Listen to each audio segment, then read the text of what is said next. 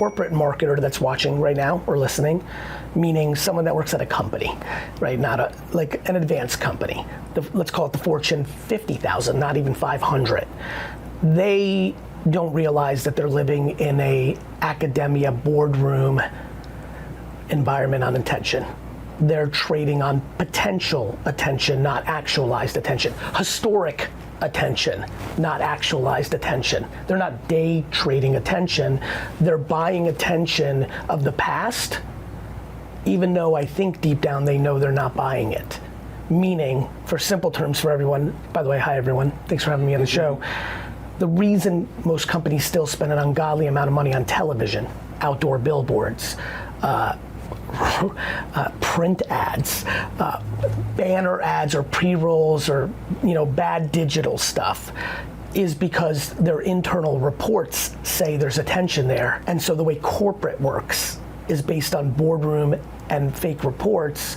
So I think that whole set, what they don't understand is where the actual attention is. Do I think they know? Do I think the 48-year-old that works at Tesla or BMW or Mountain Dew, do I think they know? The 62-year-old, do I think they know? I think they actually really know. But I think they also know that if they buy TikTok media, that hasn't made its way into their media agency conglomerate, their corporation, and it won't show up as ROAS positive, return on investment positive.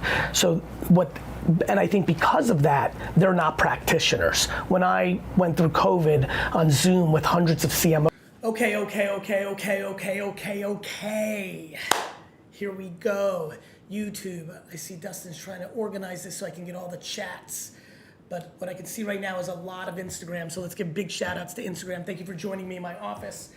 I do this little hangout in here, kind of live stream while I'm in the office. I go on mute a lot because I have to. Because the day has a lot of meetings that are inappropriate for you to hear what's going on. But a huge shout out to Poke, good to see you. Green Dog, big announcement. We're doing an impromptu. What's going on? The camera? It's hard for me to adjust from there. Oh, it is it? Impromptu. VFriends trading card show tonight on either Whatnot or Fanatics Live. I haven't talked to the team yet, but we will see you tonight around 8 o'clock p.m. We're going to have a big show tonight, so make sure you check us out. Let's say hello to some people. Miranda, the creator, good to see you on Instagram. Sean Liu, big fan. Mr. Neiman, good to see you. Was really cool to see you, Kulo Dan. Aloha, Surf Girls, good to see you. The CPT, Zach. Hello, Mo. And Gurney, good to see you. Raymond Ray, my man, the hustler. Love you, bro. Tom, good to see you. What's going on? That's YouTube. Brad Regan, Jennifer Mann, great to see you. RJ, great to see you. Dustin Pratt, great to see you. Trek, great to see you. And then TikTok, how are we going to get that one? Yeah. Okay, so you're going to do that, and how are you going to do the, yeah, I think, I don't know, I like what you're doing there. Nope. There, and then Twitch on top of the video there, because I don't need to see that. There we go. Beautiful. So Matt, Dev, Tech, first time commenter on Twitch. Peg Moore is on YouTube. Great to see you. Great to see all of you. Let's hit share, and like. Big shout out to TikTok. No big deals. And Victory Tennis in the building. Kyler McD, Mon in the building. Stay for the cards. Pokemon. Oh, I gotta take this photo. I just want to get them mixed. Oh, you want to whenever you're ready. Yeah. Oh, let's do it right now. Yeah, because I gotta go right from.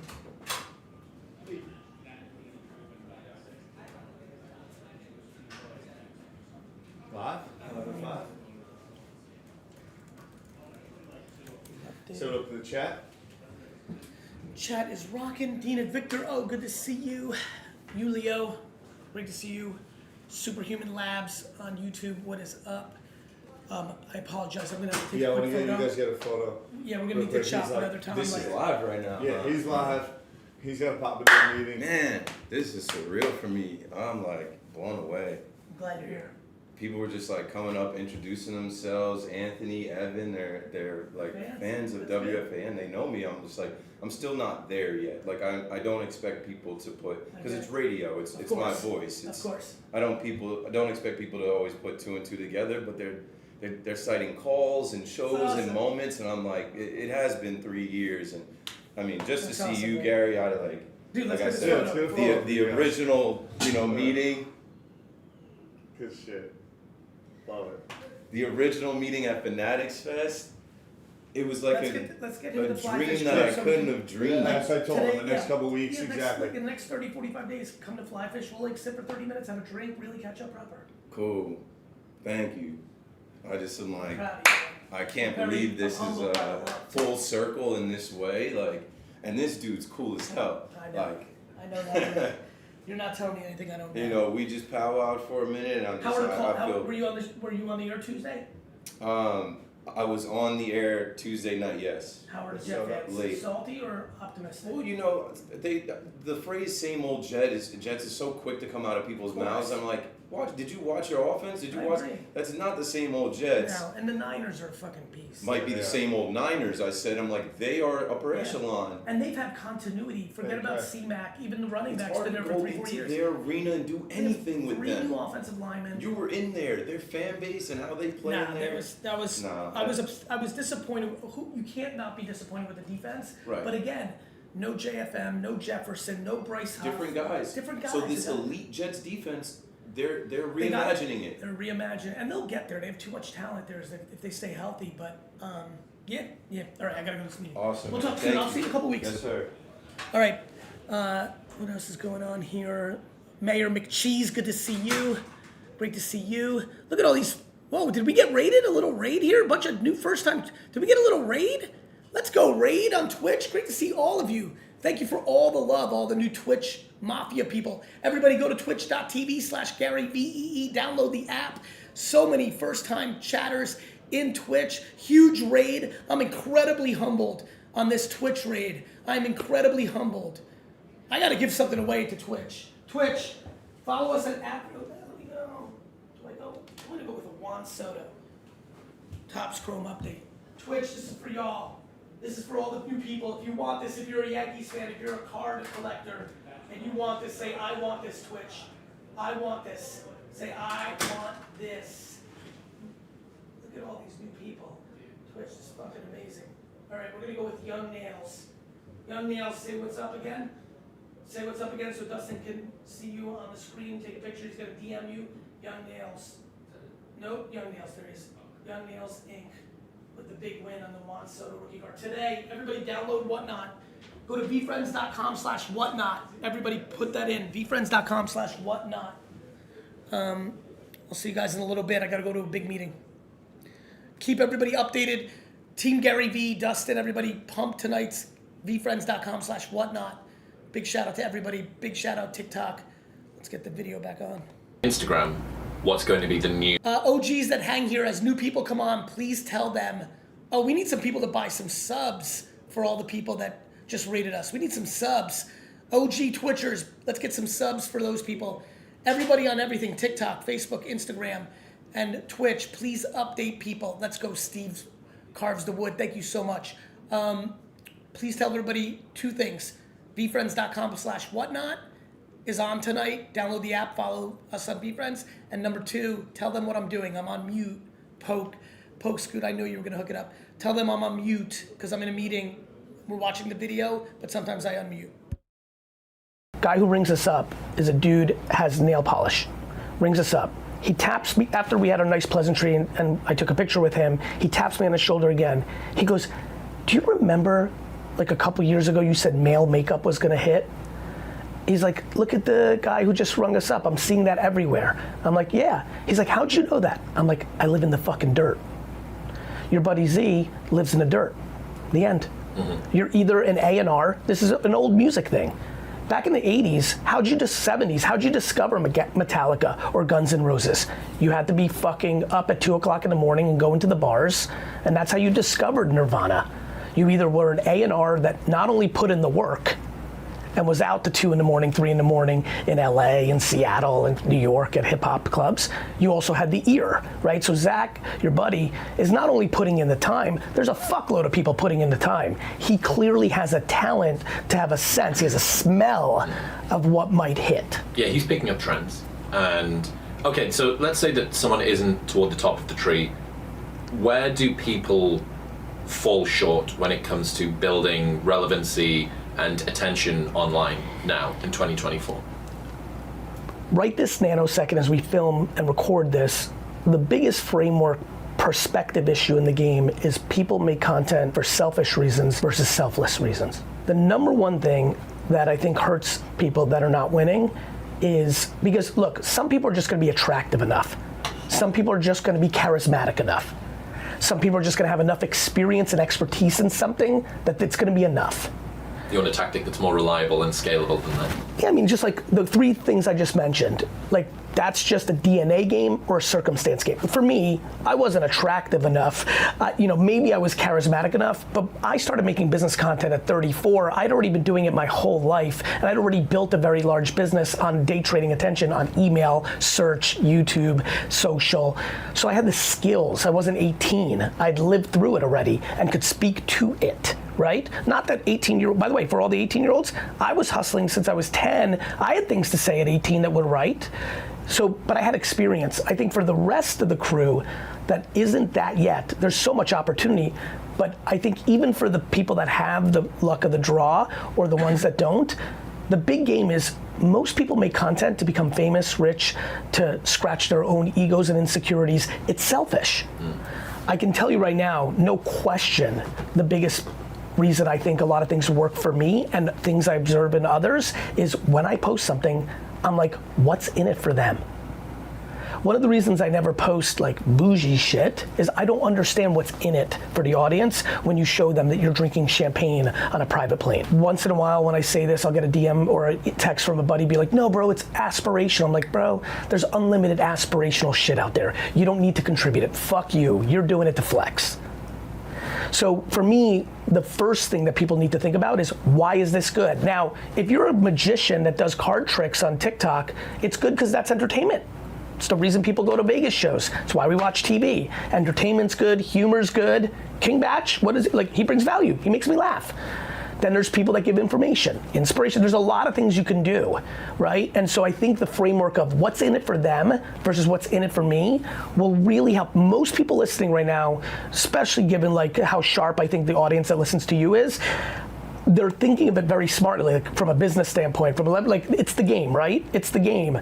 If they just added a little bit of like, yes, I understand you're trying to figure out what will go viral, what will over-index, what will work, how do I make it happen, how do I build myself up? I want to be a speaker, I want to have a podcast, I want to be an actor, I want to own a sports team, whatever. Just fuck, man, just something of like, can you say something or do something that actually will bring value to someone? Before we started this, you're like, hey mate, like the book went pretty like deep on the content. That's how I thought about writing the book. We literally had this convo right before we started. The fuck am I writing this book for? Because I was ready to go so detailed.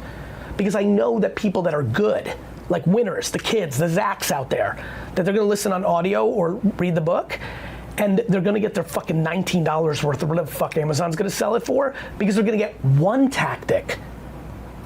One that tweaks it and gets them value. And so I think the first thing that they need to focus on is the perspective of what's in it for them. I know why you're doing it. You want. What do they want? What's good for them? About adding value? But in a real fucking fundamental way. Like in the same way that those corporate fuckers know they're buying bullshit and not social, I'm asking all the hustlers, all the winners, you know you're doing this for you. Just add a little fucking something for them. How can you judge that? Because it's very difficult to extract our own ego from the desire to grow our online platform. We want to be validated by the world around us. Even the most delusional, the most not conscious of us, I just believe in the human spirit when I say this. I think even the ones that are the least in touch with our feelings, the ones that have done the least amount of mental work, the ones that are most cynical, even those people, I think as they're listening to us right now, can have a sense of when they post something, are they trying to bring value to the person on the other side at all? But have you got a more hard and fast rule than that? No, I don't. I think. So do you know, here's one from a friend, George Mack. Please. He has Max Content Raiser. Would you consume your own content? If not, don't post it. Yeah, I think that's wonderful. I think the reason I say no, I don't, and why I think that's wonderful, I think it all sits in the same cousin tree of analogies that one can use in this moment. It's not super complicated. What's in it for them? Is this good? Did you say something that brings value? Whether you're being vulnerable and creating a vulnerability is a powerful one. There's a lot of people winning out there. This was interesting. Literally when I landed late last night, I've been traveling like crazy this week. I literally tweeted, man, it's been a week. And I saw the photo of you in the back of the car. Exactly. And I was like, this has just like been, I was without context, and this is why written word has no context. I was really like, I didn't want to spell it all out. I just kind of wanted to go with a quick tweet. I was talking from the lens of like, man, this feels like 2016, right? It was like New York to Miami, Miami to West Palm to Miami, Miami to San Francisco to Austin, back to New York to like at midnight tonight, then Saturday, Utah back to New York all in one day. Like I'm like, ooh, this is 2015 life. But I had a lot of people hit me up on DM on Instagram, be like, you cool? Because they're not used to, they interpret it as like, maybe I'm struggling or having a pothole or something, and that was very, very lovely, and it reminded me how much vulnerability stops people in their tracks, provides values, allows people to be compassionate towards you. And so there's a lot of ways to bring value. I think Max Rule is absolutely right. Like, would you consume it? Like, I'm always like, what's in it for them? That's Full agenda for these, as always, starting with a thank you. very important. And the reason I think about it from importance is I don't think it's very important short term. I think it's incredibly important long term. Let me explain. Authenticity is something that gets exposed out over time. You know that. This I think is going to really land for you and a lot of listeners. Lots of people are tricking lots of people in the short term. So the reason I like authenticity is why I'm on book 7, why I'm still here, why in the 2007, 8, 9 social media world of just Twitter and a little bit of Facebook, there was a lot of personalities. And by the way, I was probably the front runner to not be around a year later because I came out and I'm so loud, I'm so over the top, I'm so ridiculous. And in 2007, cursing and casual dressing was so not in vogue. And I remember the whispers in the backstages. I read the tweets of like, oh, the wine guy from Jersey, Garyvee or whatever his name is, he'll be gone in a year. That's clearly just sizzle. And so for me, authenticity speaks to like why I'm still here in 24 and why almost everybody I met in 2007 is not here. And I think, what is the importance of it? I think it's an incredible indicator of longevity. I think in the short term, it's hard to dissect. Most people don't really know people. People pop out, they get hot for their looks, their smarts, their what have you. What I like about authenticity is I think it is incredibly grounded in the marathon more than the sprint. So I think for all the kids that are listening, good news, you can win in the short term with not being authentic. You can fake the funk, you can trick people to fucking at scale, especially with AI coming, all sorts of shit. You'll be able to trick the fuck out of people for a little while. And then you'll be exposed. And then what are you gonna do with the rest of your 90 years of life? Well, hypocrisy on the internet is like catnip 100%. for people. Because, do you might not have been to a British pub in sort of the 2000s. There were these touchscreen games that would spot the difference, and it was done with a timer. And you had to hit the differences between the two things. Hypocrisy is basically like an ideological equivalent of that game. You said this thing in the past, you did this thing in the future.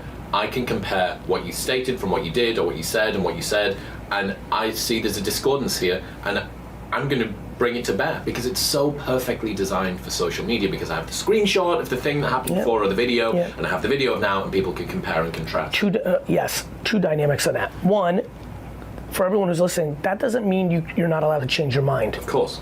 Right? I think that's one of the most powerful, wonderful things of a human. And to your point, if one then goes and owns that, speaks to losses, says, hey, I used to, now I. So A, you're in control of that to your point. When you're trying to say you didn't, that starts to kill the lack of authenticity. The other thing that's interesting about what you just said is, man, deep fake videos, what a game-changing reality we're about to walk into.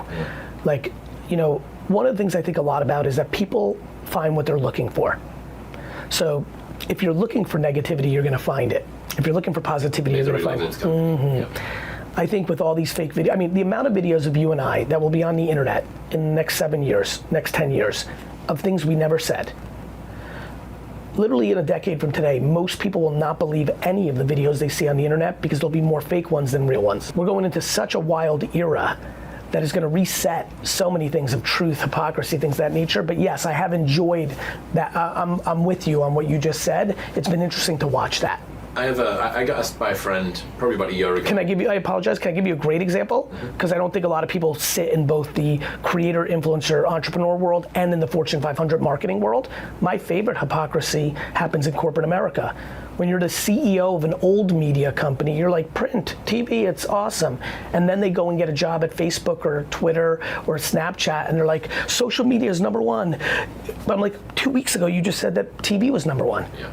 The hypocrisy of corporate animals based on what they're selling is at the highest level. What's funny about that is that's such a vaulted world that very few of us are going to see. Correct. I can see what people LinkedIn post or tweet or Instagram story or whatever, but that thing that you maybe get to see in boardrooms and C-suites and stuff like that. Or if you just, most of the people listening don't read Ad Age or Ad Week or PR Week. That's right, right? And so this little industry that spends all of the $70 billion on television, all the crazy shit that goes on in the world in marketing, this goes back to the really exciting part of this conversation and this book to me is the biggest companies in the world are blowing it, and individual little human beings like you and I have the ability to get market share in a way that has never existed in the history of mankind. Just to round out the authenticity piece, please. I think I heard this sentence a couple of years ago and I haven't been able to stop thinking about it.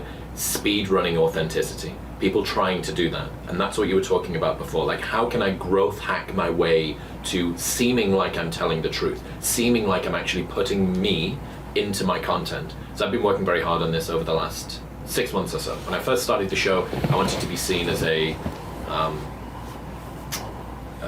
justifiable, verifiable, reliable intellect. I was coming out of a time being a reality TV person, model, club promoter, professional party boy, and I wanted to signal I am someone with real intellectual chops, right? So I almost sort of counter-signaled from opening up. I thought that was sort of unrational and unsophisticated. If my hero is someone like a Jordan Peterson or a Sam Harris, I'm not seeing them getting super emotional, although some of that changes now. Anyway, recently, I've tried to put more of myself into the content. Two things have happened. First thing is when I get compliments about it. When I'm recording it, I feel better. When I get compliments about it, they genuinely land because I invested some of myself into it. But the other part is, I actually think that people see the humanity on the other side of that, like the way that it makes people feel when you put some of you into it, not just playing the role. Anyone can win by saying the right mouth noises. It's, can you do that and it actually be you? That's the question. And there is a way, you're right, over a long enough time scale, you're rolling the dice of playing a role. Eventually you might get rumbled. You might thread the needle and dance through the minefield and get out the other side fine. But none of that success is going to land with you in any case. It's going to be hollow, because on the other side of that, it's going to be you looking back on this illustrious history of you being somebody else. Is that success? It doesn't look like success to me.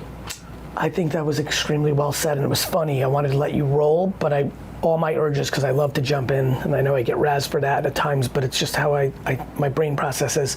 The way you started that whole soliloquy was the most interesting part. Everyone is dead on arrival on authenticity when they start a sentence with, I wanted to be seen as.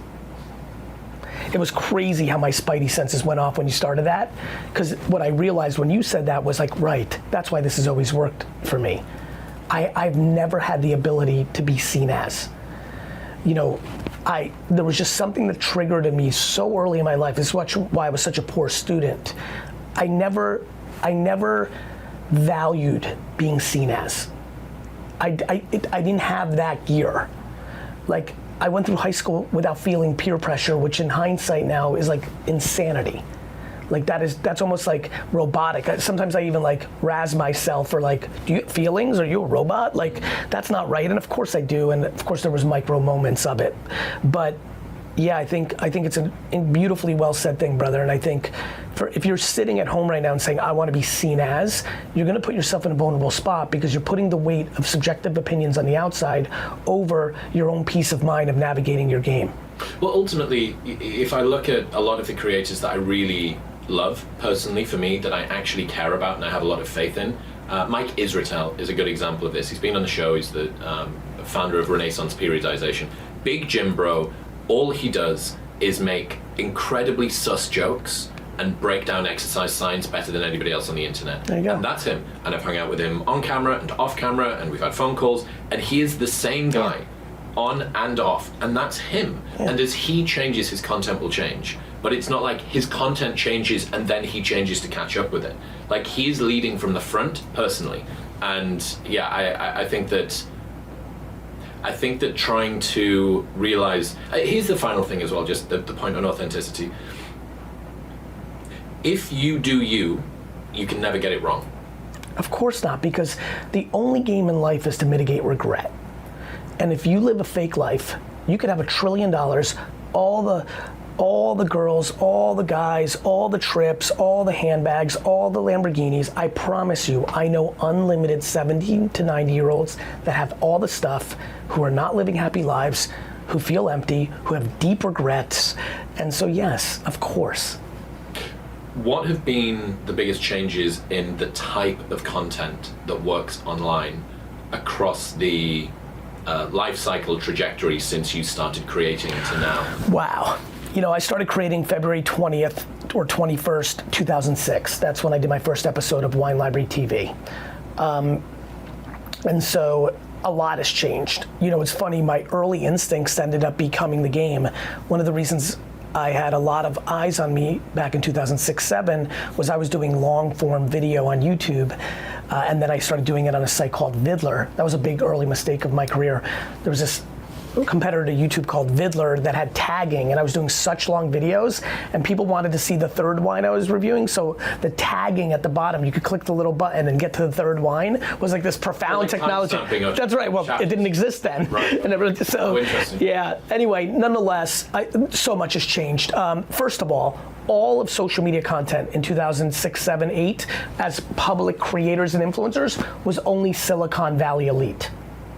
There was no normal people on it. Going back to club life, so many of my New York friends and LA friends that are of my age, who I didn't know because I was working in the liquor store and I was working all the time. I didn't do as much nightlife, but a lot of them I know now, and they built their careers, and everyone's kind of on, you know, found each other. They talk often about the 2006, 7, 8 era of like these social media people, myself included, Zuckerberg, Evan Williams, Travis from Uber, of like, oh, we thought those people were nerds. Like, that wasn't cool. So the 2006, 7, 8, 9 creators, influencers, content was more intellect, more business, more innovation, more techie. There was nobody was cool. There was nothing cool about it. And so a lot of it was, if you go look back at, I mean, I bet you if you read the first 10 million tweets, which I assume from 2006 to 2000, I don't know how long it took them to get there. It is nerd, it's engineers, it's front-end designers, it's Python and Ruby on Rails engineers, it's We do business, and so I think, you know, our teams are not yet gym bros that are also VCs. It was fucking finance, Coders. It was coders, it was nerds. When I tell you, I was like a charity product. I was like the industry, the Web 2.0 Silicon Valley industry would point to me a lot in 2006, 7, 8, 9, because I was a wine store owner in New Jersey of like, see, this isn't just San Francisco. I was like an enigma. So that was that. Also, nobody thought in what I played out here, nobody was thinking about this in like deep strategy. First of all, the biggest thing that changed is social media for the first decade was email marketing. Amass as many followers as you can, and a certain percentage of them will see it every time you post. Now, in the last 3 years, we've lived through the TikTokification of all social media. Now, What do you mean when you say that? we now live in a social media world where somebody listening right now, that 17-year-old you and I, does not even have a profile, starts a TikTok account, and her or his third post gets 2 million views. That didn't exist ever for the first decade. It couldn't happen. She would have only had 11 followers. Now, the TikTokification, the For You pageification of every platform, the AI algorithms, it is now around interests, not around who you follow. means that every individual piece of content now has the potential to reach a level of awareness that is far outreaching the effort you've put it into it. It's the Ozempic and steroids of social media Well, era. it's made social media much more egalitarian. Bingo. The meritocracy that we're living in right now. I mean, like, I always know when like we're talking about something important right now. This is how I'm always right. The goosebumps are. The animalistic attraction as well. The fucking, well, you mean to you? Yes, like, you are very handsome. No, when I know I'm talking about something that matters, I get goosebumps, which is why some people, Bartlett talks about AI or pressing a button. I just look at my goosebumps like Dustin, make sure we clip this. The merit of this fucking game right now, and it intoxicates me, and I fucking got the gray hairs and the fucking wrinkles. I put in the fucking work for the last 20 years, and I'm pumped that I've been commoditized on the merit of the fucking, it's the lion eats lion. It's they're sports you can't cheat. Like, what I love about social media right now is it's fucking merit based. You're only as good as your next post. When I tell you I want to eat this fucking, that excites the fuck out of me. And I love that for everyone who is sitting right now. I mean, talk about something inspirational. You're listening right now because you motivate them. And they see me on it and I'm like, yeah, either I like that guy or fuck that guy. But they're listening, right? They're sitting right now and they're fucking not in a good place. They're like, fuck man, I blew it or I missed it. Or it's the fact that if they believe me, because it's 100% true, if they're sitting there and be like, wait a minute, my single post about what I know about Zelda, my individual post back to UK culture of like, wait, if I nerd out about darts in detail, is that what these two fuckers are? I fucking loved it. Like, I think, like, what do I think about British culture? Darts. Like, that's where you get it's darts, fish and chips, and tea.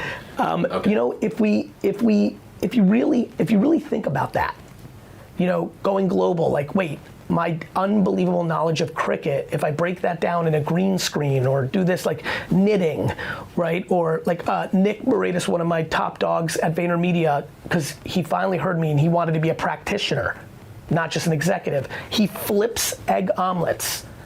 Flips them, you might have seen him. He's the guy who takes an egg, like just egg omelet, flips in the air and catches it. He has a fucking TikTok or Instagram, I think, that has more views than I've ever had in my career. That's fucking amazing.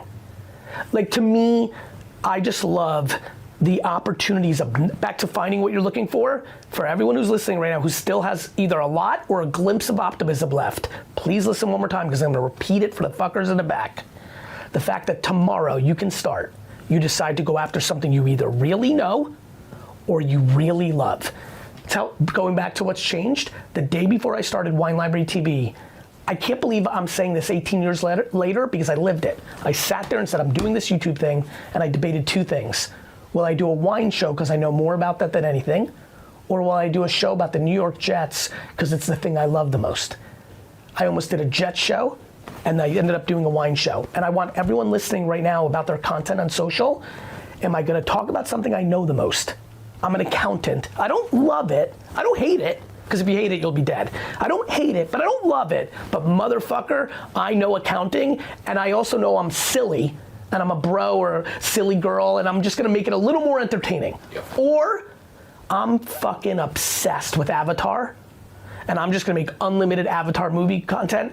I don't think people realize that most people, if they go hard for a couple of years on what I'm saying, that on a bad day, they're making 80 to 150,000 a year in merch, in a couple brand deals, in pre-roll, right?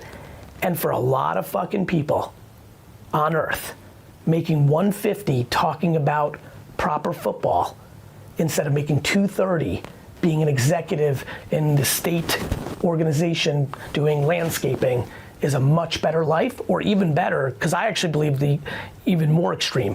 I think over time, everybody will make more than if they hate their job of making social media content around their passions or expertise. And I think that's a level of merit, long tail entrepreneurship. Because we think about this shit from a Mr. Beast, from a Logan Paul standpoint. Most people are not gonna make millions of dollars a year in social, but most people have the opportunity to make hundreds of thousands, and that long tail is misunderstood right now. Talk to me about when it comes to the specifics of content style.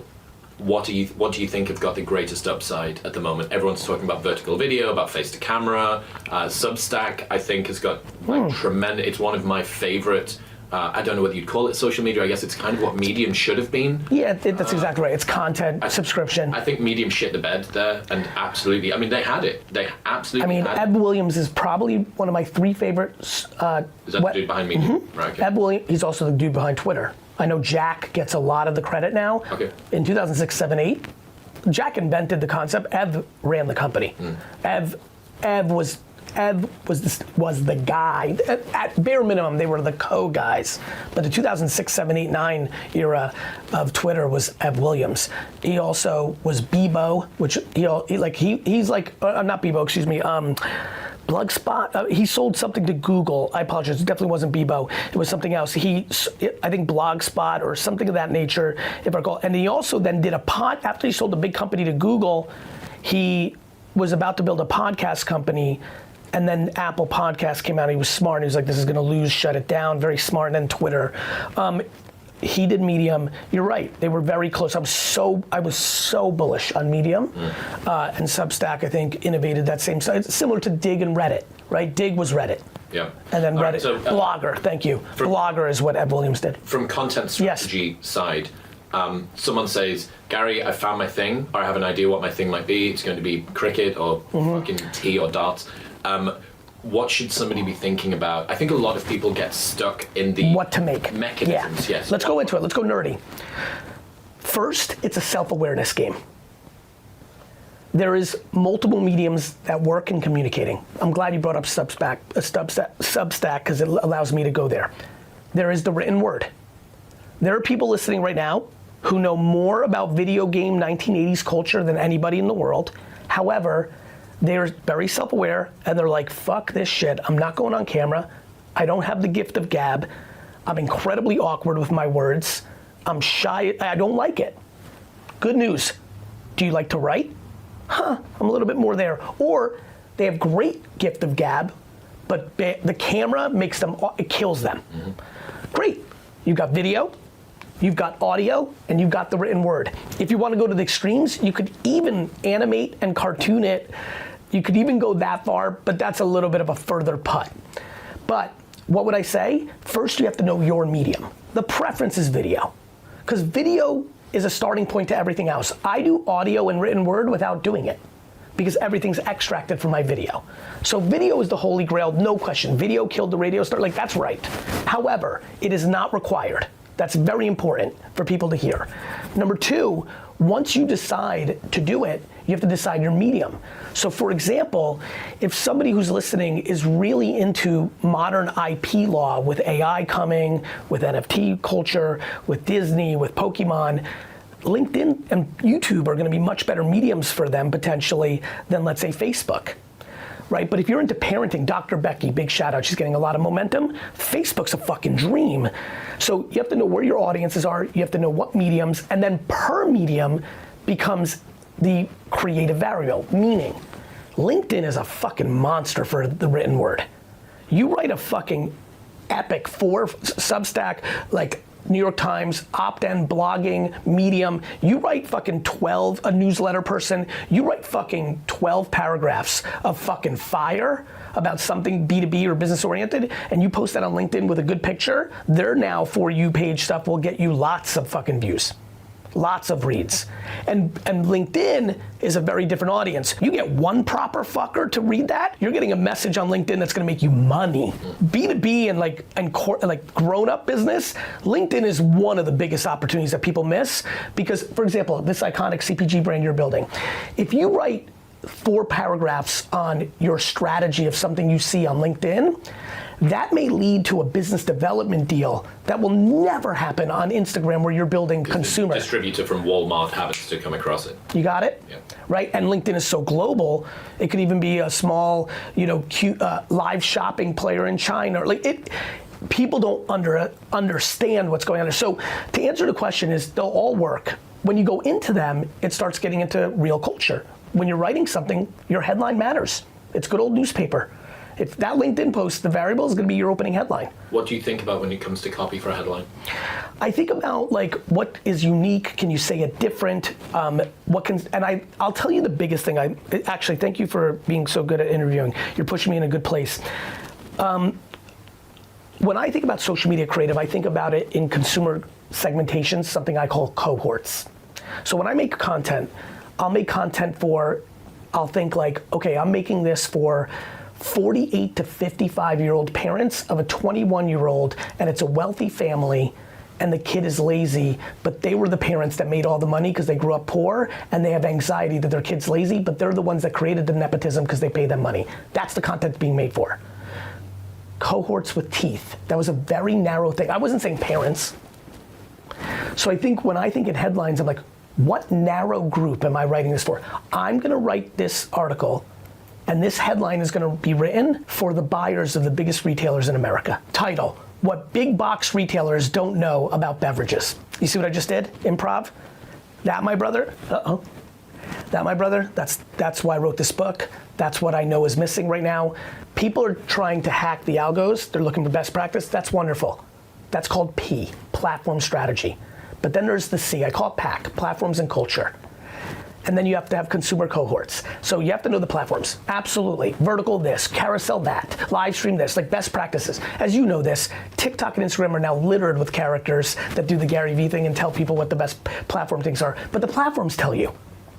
The fucking Instagram guys making content every day, like this is what Instagram cares about.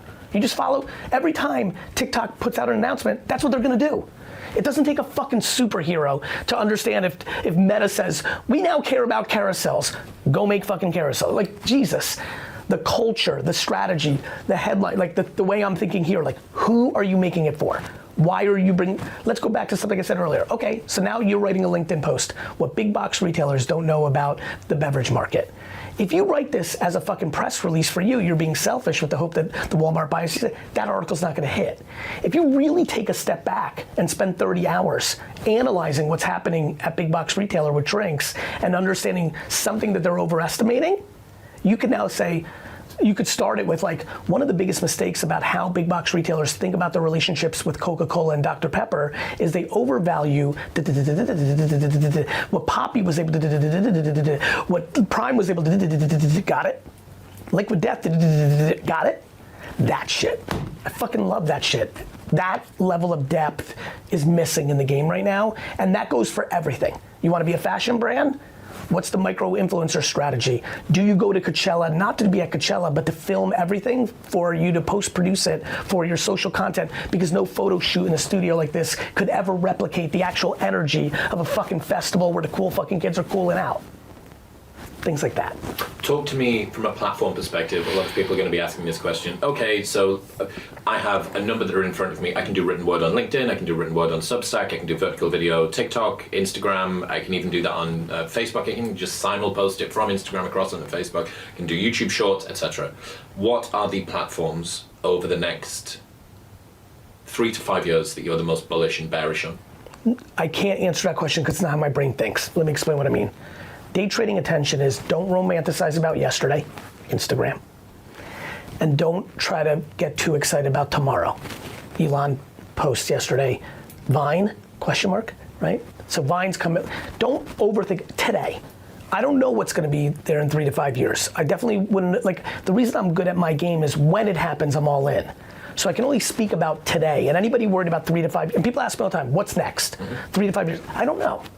I know that Meta and Google are not going to disappear.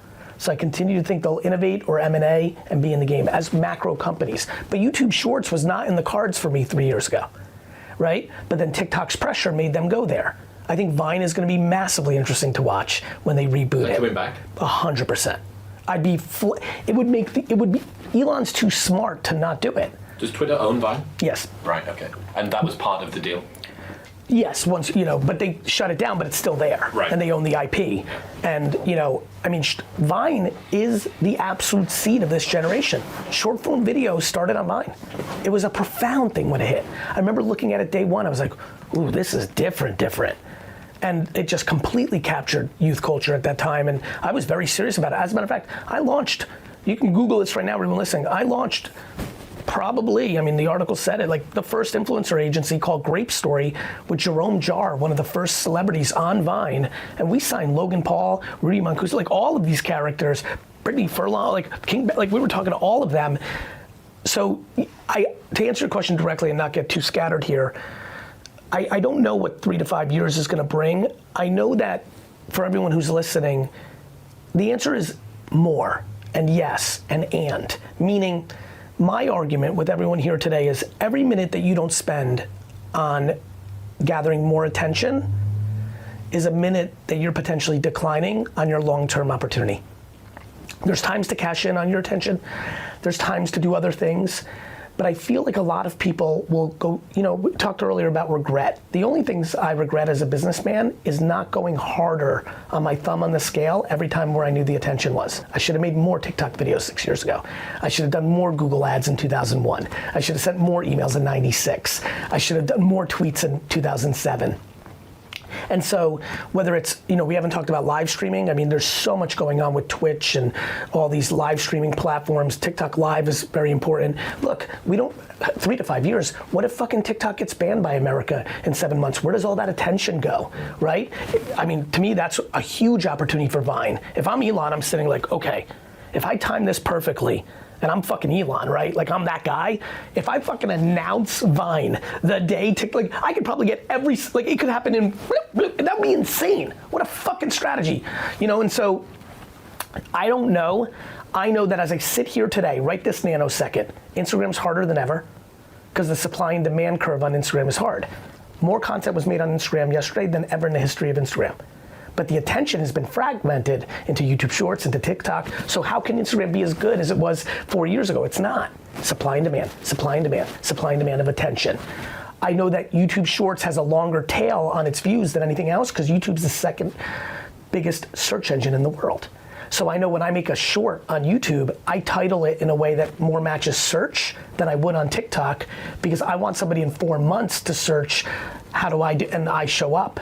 Right? These are the things I obsess over. This is why I went so nerdy in this book. I went so fucking detailed. That was only a recent update with regards to shorts, that they were using keywords in title for search. It is only been a recent thing more people have talked about, but from the day it started, shorts were showing up in results. Yeah, well, that was it's something that we've certainly used on the channel, that we'll put, if there's a short that comes up from this, it'll be whatever the title of it is, line, Garyvee, Gary Vaynerchuk. That's right. Whichever's based on of course, search volume. Of course. Okay, so is there room, in your opinion, actually even a better question than that, Naval released AirChat. Yes. This week. What's your thoughts? I love it. I'm really enjoying it. I went ham this weekend. This has been a crazy week for me, so I've been a little bit sad that I haven't been able to jam with it as much. First of all, I love the beginning stages of seeing AI so integrated into native social, right? So for everybody who doesn't know, AirChat, it's ironic, you may know this, it's been around for almost 4 years. Mm-hmm. They keep iterating it, and the latest version of it has really caught fire last week with, by the way, all those nerds from 2006-07, the Josh Elmans, the Mazios, like all my favorite homies from back in the day, they're all there. It's the way that it always works. The nerds are always a few minutes before the cool kids. But now you see a blend back to cool kids being on there over the weekend in a way that we've never seen before, not even Clubhouse. It's usually the nerds. Now, for AirChat to not become Clubhouse or other things, AKA a feature, right, because Twitter Spaces is Clubhouse. It needs to keep innovating, but it's really cool, right? So for everybody that doesn't know, it's very much like Twitter, but the difference is it's all audio. So you record your tweet, but then it transcribes it into the written word. But when you consume it, you can read it or listen to it. And when there's a conversation or a thread of tweets, it will just play almost like a podcast. It's really neat. There's a lot of cool things in it. So the way I think about things are they features or are they permanent platforms? So is this going to get gobbled up by some existing larger platform and just get folded into their correct feature list? That's right. So obviously Twitter would be a natural because it looks most like Twitter. But this might have too much friction for that. The answer is the verdict's still out. But when I think about the things that people have asked me about in the last several years, Dustin is filming in the background right now. You remember, I was really on it with Be Real. People are like, Be Real's next. I'm like, I think it's gonna be a feature, right? Like now, Be Real could have built on top of it. Snap did. Snap early could have been a feature, and then they built more things into it, and then obviously their killer feature, stories, became foundational to every platform. So, I'm always paying attention when new platforms pop. Reclip I don't know if you've seen this. This one's on my mind a little bit. Again, I've been watching it for several months. It hasn't popped yet. It's on your phone. It's recording everything that you're talking about. It's a recorder of everything. Oh, it's Amazon. Yeah, it's like, it's what people are scared of thinking what Alexa is. Talk about conspiracy theorists. But here's the interesting part. It's only recording the last 2 minutes. So it doesn't record everything. It's a rolling last 2 minutes. You know what that allows to happen? When you're Oh, we just said that thing. Oh, that's very smart. It's that's cool. That's cool. The reason I thought TikTok was gonna explode musically was I'm like, oh my God, this is social media with training wheels. They're giving people music, they're giving people all these edits. It's gonna help non-creators be better creators. Yeah. The reason I like Reclip, it allows everybody in the world to be an audio content creator or video, because then when you're done with the Reclip, you can like add features to it and it becomes like a TikTok. I think they're onto something. Again, I'm always watching, but I don't anoint it. It's even rare for me to mention something like Reclip in such a prominent platform like this podcast, because on the record, AirChat, Reclip, I don't know, but I'm always in the lab watching. I'm always refining my day-to-day social, back to day trading attention, and I'm always watching for the next wave. And sometimes something, I'll tell you this, what I learned on Social Cam was a social network, I think in 2011 or 12, that was hot for, I don't know, 48 seconds, AKA a summer, but I created on it. That helped me understand what to do on Vine. It was even, like Vine actually hit, Social Cam didn't, but it was short form video. And so when Vine came, I was like, wait a minute. And then obviously when the whole next era came, I was ready for short form video. Talk to me about long form content versus short form, and we can fold into that conversation volume versus quality / depth of content as well. I think a lot to talk about there. Yes, to your first question, they both work. People watch a 3-hour movie if they love it, or a 45-minute vlog. I did very well with Garyvee, they were long. And people will watch 7-second videos that crush, and people will not watch 7-second videos because they're garbage, and people will definitely not watch 25-minute videos if they're garbage. So that goes back to self-awareness. Like, are you capable of doing a vlog or a blog, or a great video series, or are you not? Same with short form. Quantity, quality. Quantity is not debatable. You either make 97 pieces of content in a month or you don't. Quality is completely subjective. Either this person's attractive, funny, insightful, or not. I'm very high on that. However, I do think that I think I didn't do a good enough job contextualizing when I would always, I've been screaming on social for 7 years, volume, volume, volume, volume. The reality is it's a quality quantity ratio. Volume if you're capable. If you have a lot to say, if you have a lot of jokes, if you have a lot of good looks, if you have a lot of techniques, if you have shit to say, go, go, go, go, go, different ways, edits, different, If you don't, of course not. This goes back to earlier why I'm obsessed with passion or expertise. You're dead if you're not doing passion or expertise. You just won't have enough juice. There's not enough fucking fuel in it. Passion will take you forever, which is why I like that actually more. But expertise, especially if you don't hate it. I always get worried about expertise because a lot of people's thing that they know because it's their profession, they don't like. And I do think that fuel will run out as well. But to answer your question one more time, to recap for everybody, both long and short form work and don't work. It's based on how good are you. I think quantity matters. In the future AI world, you're gonna get drowned out by the quantity of content if you're not committed to quantity. But yes, of course it's predicated on the quality of that quantity. I just think you should have more at-bats. Many of the posts I put out, with all this 20 years of expertise and writing the fucking book and being that fucking guy, I miss all the time.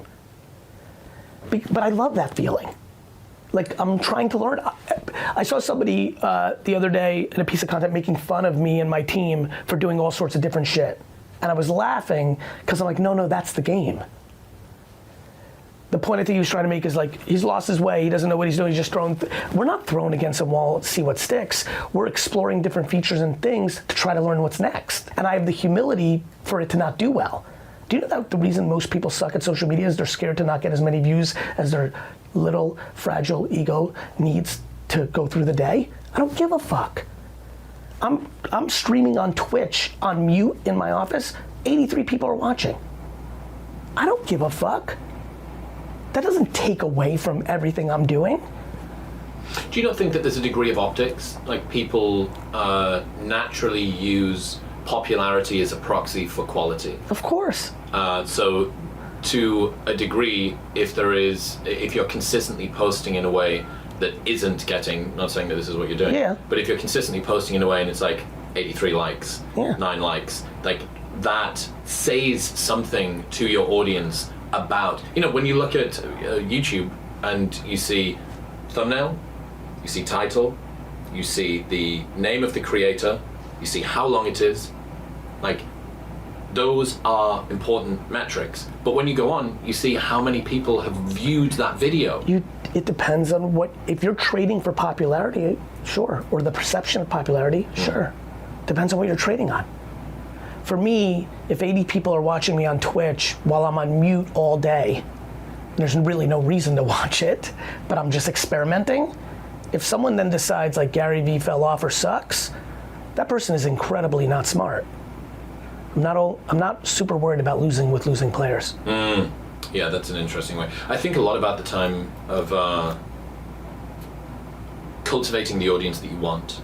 And being very careful about the sort of people that you attract. Of course. You can throw red meat and you can do the audience capture thing and you can be predictable. I could get 100 million views tomorrow if I decide to go fucking crazy on something I don't believe on that will goad the entire audience into watching. Who the fuck wants that? Like, it depends on what you're playing for. Too many people are trying to win with losing players, and too many people are not trying to win with winning players. One of the things I tell a lot of kids that fake the funk when they pitch me, businesses, I see you're gathering your thoughts because I want you to hear this. I think you're gonna really like this. No, I totally get it. One of my favorite meetings to have is a kid that comes in that's got it, the fucking juice. But I'm like listening. I love listening to a pitch. And I realized that she or he just pitched me and it would work on 99%, but not the 1%. And what I mean by that is I'll go into something specific they go where I know they're embellishing, and I'll go very narrow. If it's a place I'm comfortable, I know what I'm talking about. And I know a lot about a lot of stuff. This is why I started VaynerMedia. The main reason I started VaynerMedia was to know as many different things about as many different businesses as possible and build the biggest marketing communications company in the world that I could deploy against my other behaviors when I got older. For me, it's always been about 60 to 70. Like, that's when I'm gonna strike like a cobra. This right now is just fucking foreplay. This is just a setup. This is the fucking jab. Anyway, when I'm in a meeting like that, I had this happen the other day with a kid, and I went deep, and I was like, da-da-da-da-da-da, and I could see the kid was a little bit like, because I was like calling him out, and by the way, he crushed it. Like, I'm like, this kid's gonna fucking win. That charisma, that salesmanship, and there was a lot of good stuff, but he was full of shit on like 3 or 4 things, but it was complicated to know it. But it just happened to be in a space that I knew enough to be able to go there. He really took it well, which was what I wanted to see. Which gave me even more confidence that he's just 24 and he's gonna get there. And then I said something to him that I say a lot of shit and I'm into this shit, but I like those moments where I'm like, fuck, I think this person just internalized this and it's gonna be like a thing. And I can't wait for them to dominate, and I'm gonna be old and they're gonna be like, Garyvee once said to me 30, I like that stuff, and I like it for him. I said, brother, you're gonna win with 99% of losing players. The problem is you do that pitch again to the 1% winners, you're gonna lose with all of them, and they're the only people that matter. And that recaps what we just talked about. So yes, do I think perception is reality? Yes, I do. Do I think brand matters over everything? I sure do. But I think that the biggest issue with the world right now is people want to take everything out of context, have no concept of, we've eliminated intent. People are trying to cancel everybody. Cancel culture was a disaster because it tried to cancel people without understanding their intent. If somebody is a beautiful person, they just didn't know the proper slang or didn't know, and they just had no ill will, the fuck are you trying to get them fired for? Similar to somebody seeing a video of like Mr. Beast on a post on Snap only have 80,000 views and be like, oh, he fell.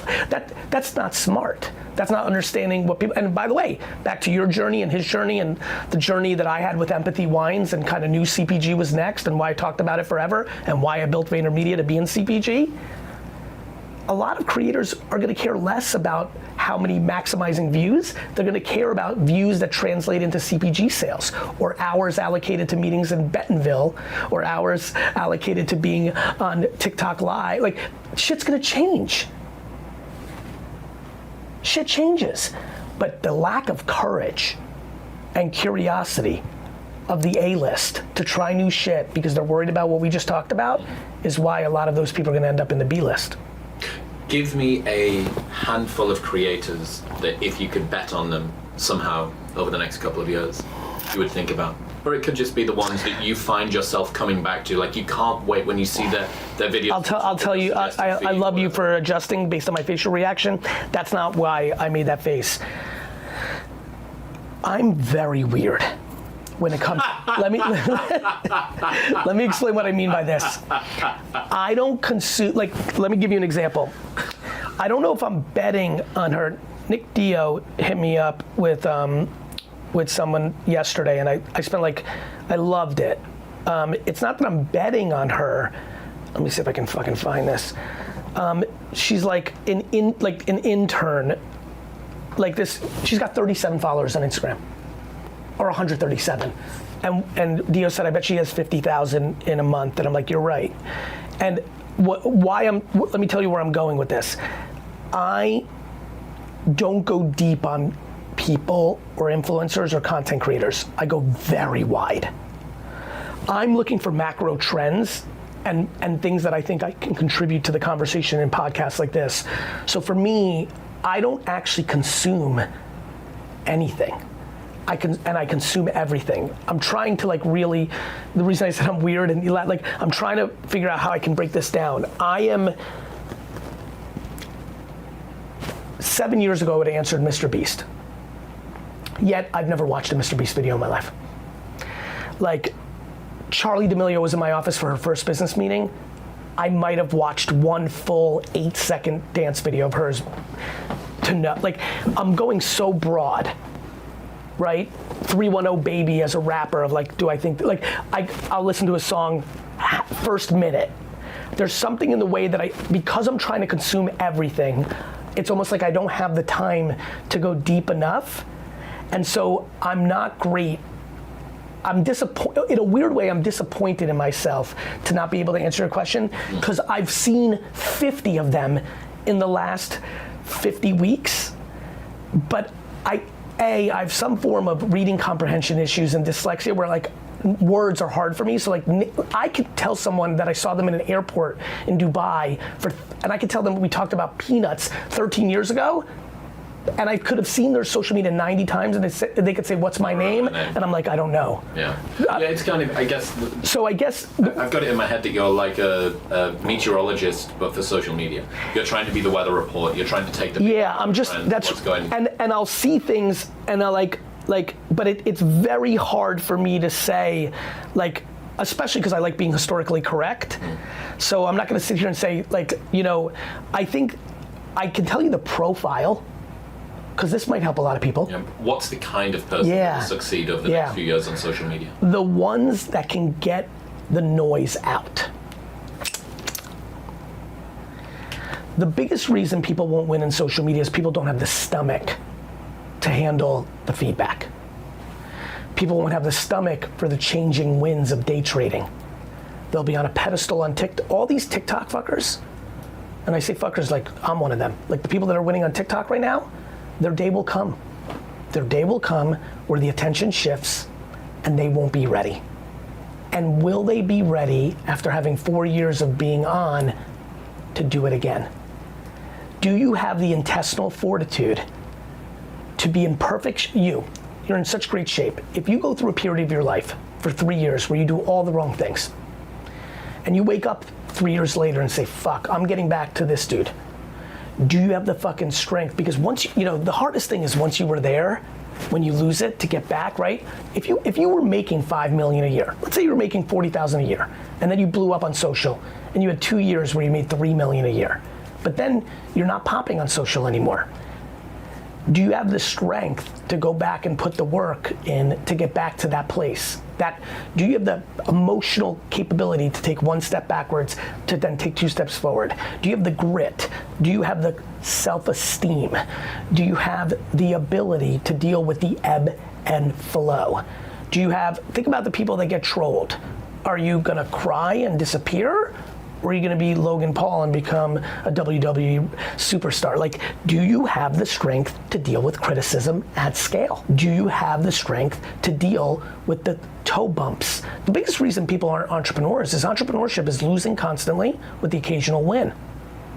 It looks cool, but people don't love eating shit.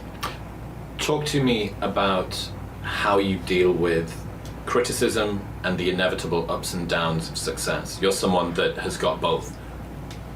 By being empathetic to it being a reality of life. It's inconceivable that you want attention and you're not gonna have judgment in a world that is obsessed with taking things out of context and only headline reading. There's no common sense to that. I don't take it personal.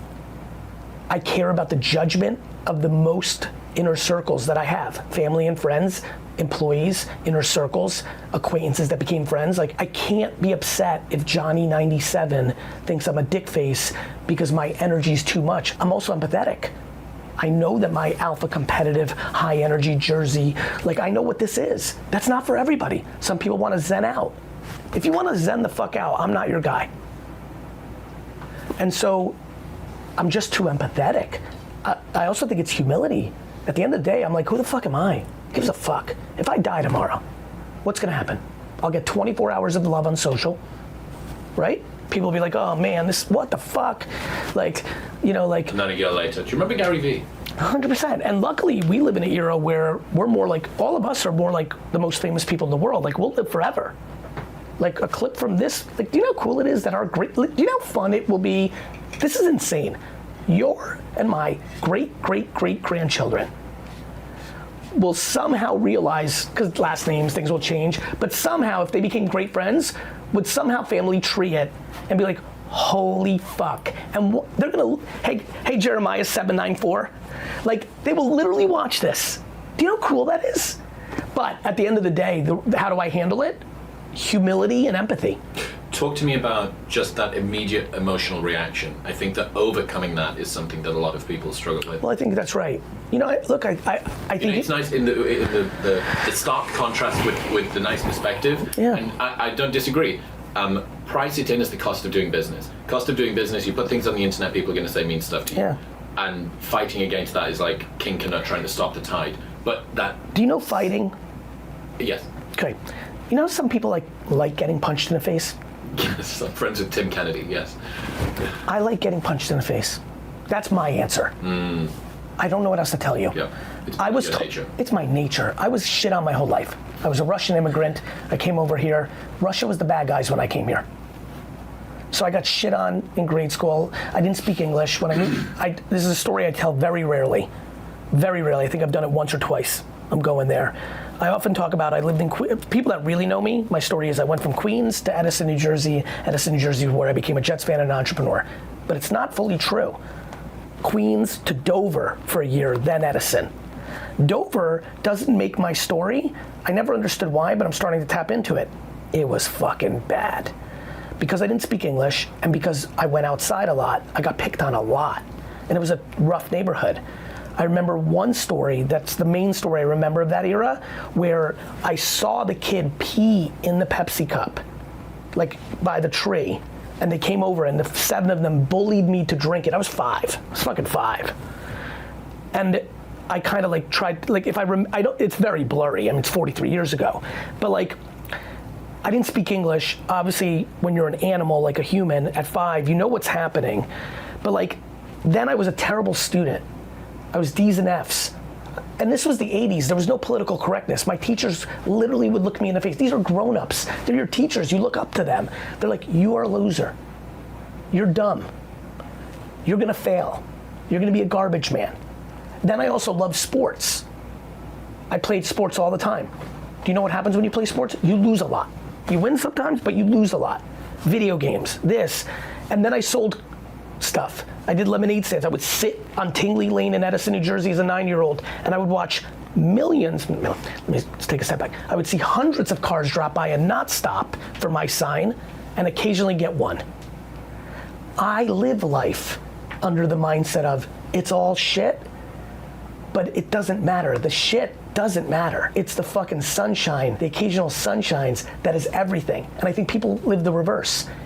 A little ounce of poopy makes them cry because they're fucking soft, because they're not fucking hard enough, because they're not loving themselves. I love myself too much to give a fuck about you. I don't know what else to tell you. I don't want to be delusional. I don't want to be fucking living in my own ecos. I respect other opinions. I internalize for processing other opinions, but I have no interest in putting your fucking subjective opinion about me above my opinion above me. That's how I deal with it. Neediness occurs when you place someone else's opinion of you above your opinion of you. Period. I don't put my parents' opinion above me.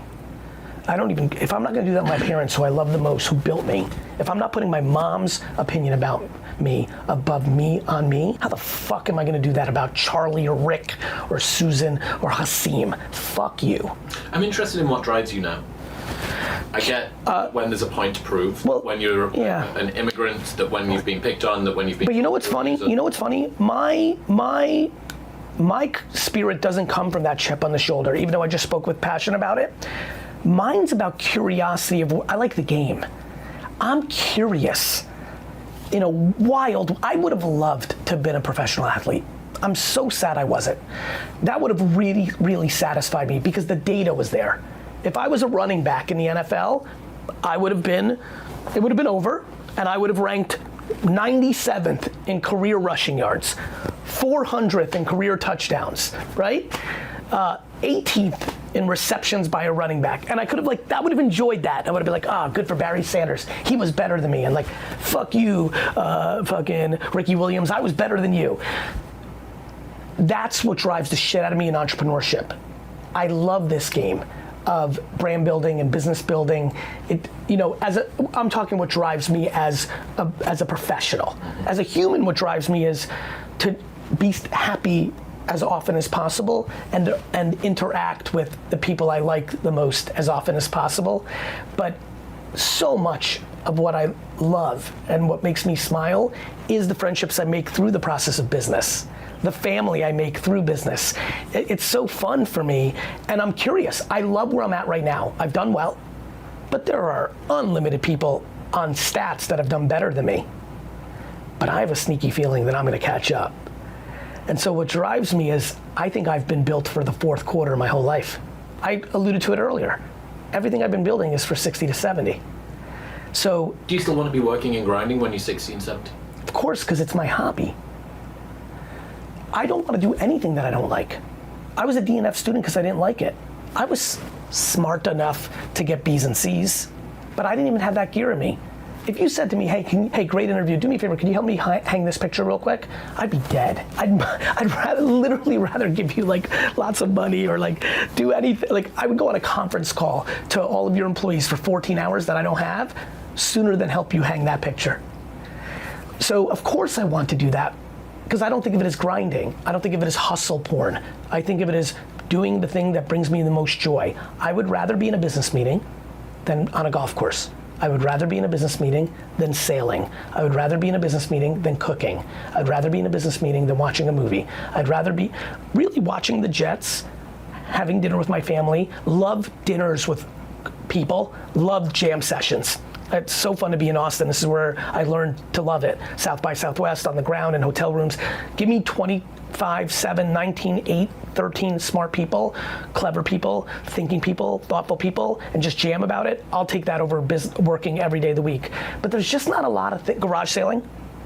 I know that's a funny, people, a lot of the kids, because my TikTok videos a lot of the kids think of me as the garage sale guy, because my TikTok videos do, but even that's business, marketing, buy, sell, trade. I really love it. And so of course I want to be doing,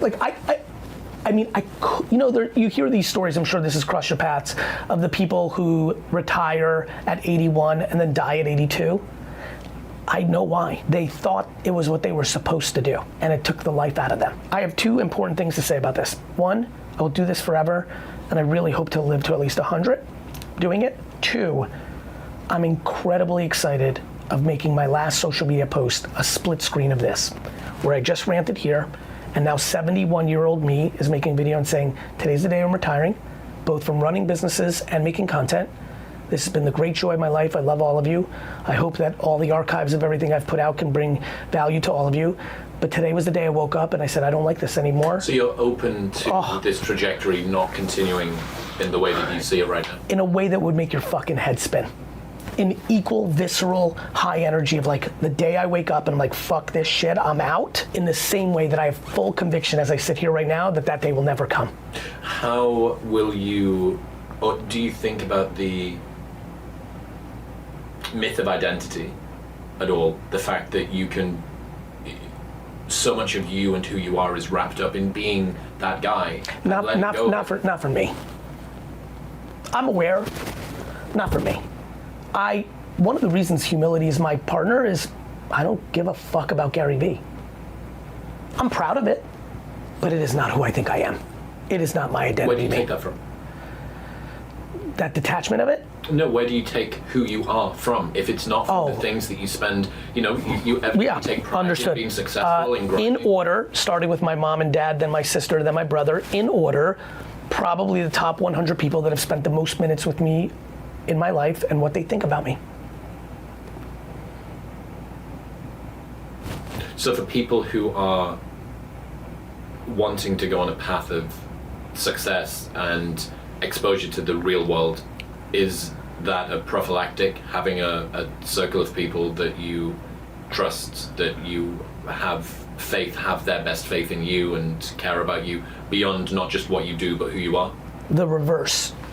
The having those 100 people be someone that you want to do the best for. Right? Like to me, like you become sustainable and unbeatable if your framework is giving, not taking. And if you do that with those 100 people, of course the outcome of them caring about you will happen. You've been giving them deposits of love and emotional strength, financial strength, whatever you're providing for them. And so, yeah, I think simplicity is a big game. It's really cool how this all worked out for me. I could have been born in any era. The fact that I'm born in the era where the merit of attention and business is all based on the internet now, no gatekeepers. Good for me. I'm good with that. 2, the era of judgment at scale that will disintegrate the most insecure and allow the most confident to shine, leave impact, inspire the next generation to get to true self-esteem, not fake self-esteem, and be able to navigate these choppy waters. Good for me. I read a really interesting Twitter thread last week about, I've thought about this for ages, I called it the elderly clout paradox, which is we're often told about the perils of fame too young, the Britney Spears, and that if you have never known life as anything other than private jets and screaming fans and paparazzi, it can be disquieting because you don't actually know what life is for most people, and if that ever gets taken away from you, who are you, what's your identity? But no one ever talks about the perils of fame too old.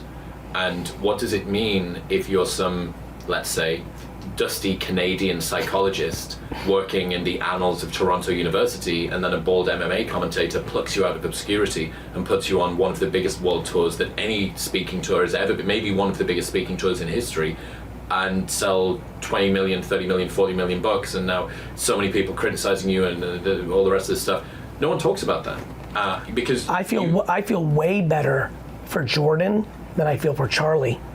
Jordan Peterson was a grown man and has built foundational abilities to have a relationship, right? So this is why the only thing that I don't quite know about that, it's difficult to be thrust into the world and never know what it's like to be normal before you've got a sense of who you are as a person. Charlie D'Amelio. I don't disagree. That's something that's tough. But what about when you're ripped from your moorings and you thought you knew who you were? Well, the good news is for both those people, you're fundamentally in control. Both Charlie D'Amelio and Jordan Peterson are fully allowed to disappear. Would they be? How would they be able to hide? They're going to be noticed every single place that they go. The most famous people in the world over time, once they stop feeding them system, can disappear into obscurity. Do you know how not relevant Jordan Peterson and Charlie D'Amelio are in 10 years if they never show up again? Day trading attention. Yeah, the pace of the news cycle means that if you're only as good as your next video, and if you stop producing, you'll become obsolete very quickly. 100%. It happens all the time. Yeah. Do you know how fucking famous TV stars were 15 years ago? Like, Tom Selleck was the most famous fucking 1980s, like, you know what I My mean? mum fancies Tom Selleck. She was like his crush. Of course, I mean, yeah, like, He's my crush. literally half the dudes in the world and every girl did in 1983, but not now. Like, you know, no, What the fuck's Tom Selleck? you know, and listen, that's a legend, it's different, and it's like play, but like, I mean, it happens all the time. Like, Lonely Girl 15 was the most famous person on YouTube in 2006, right? Like it happens all the time.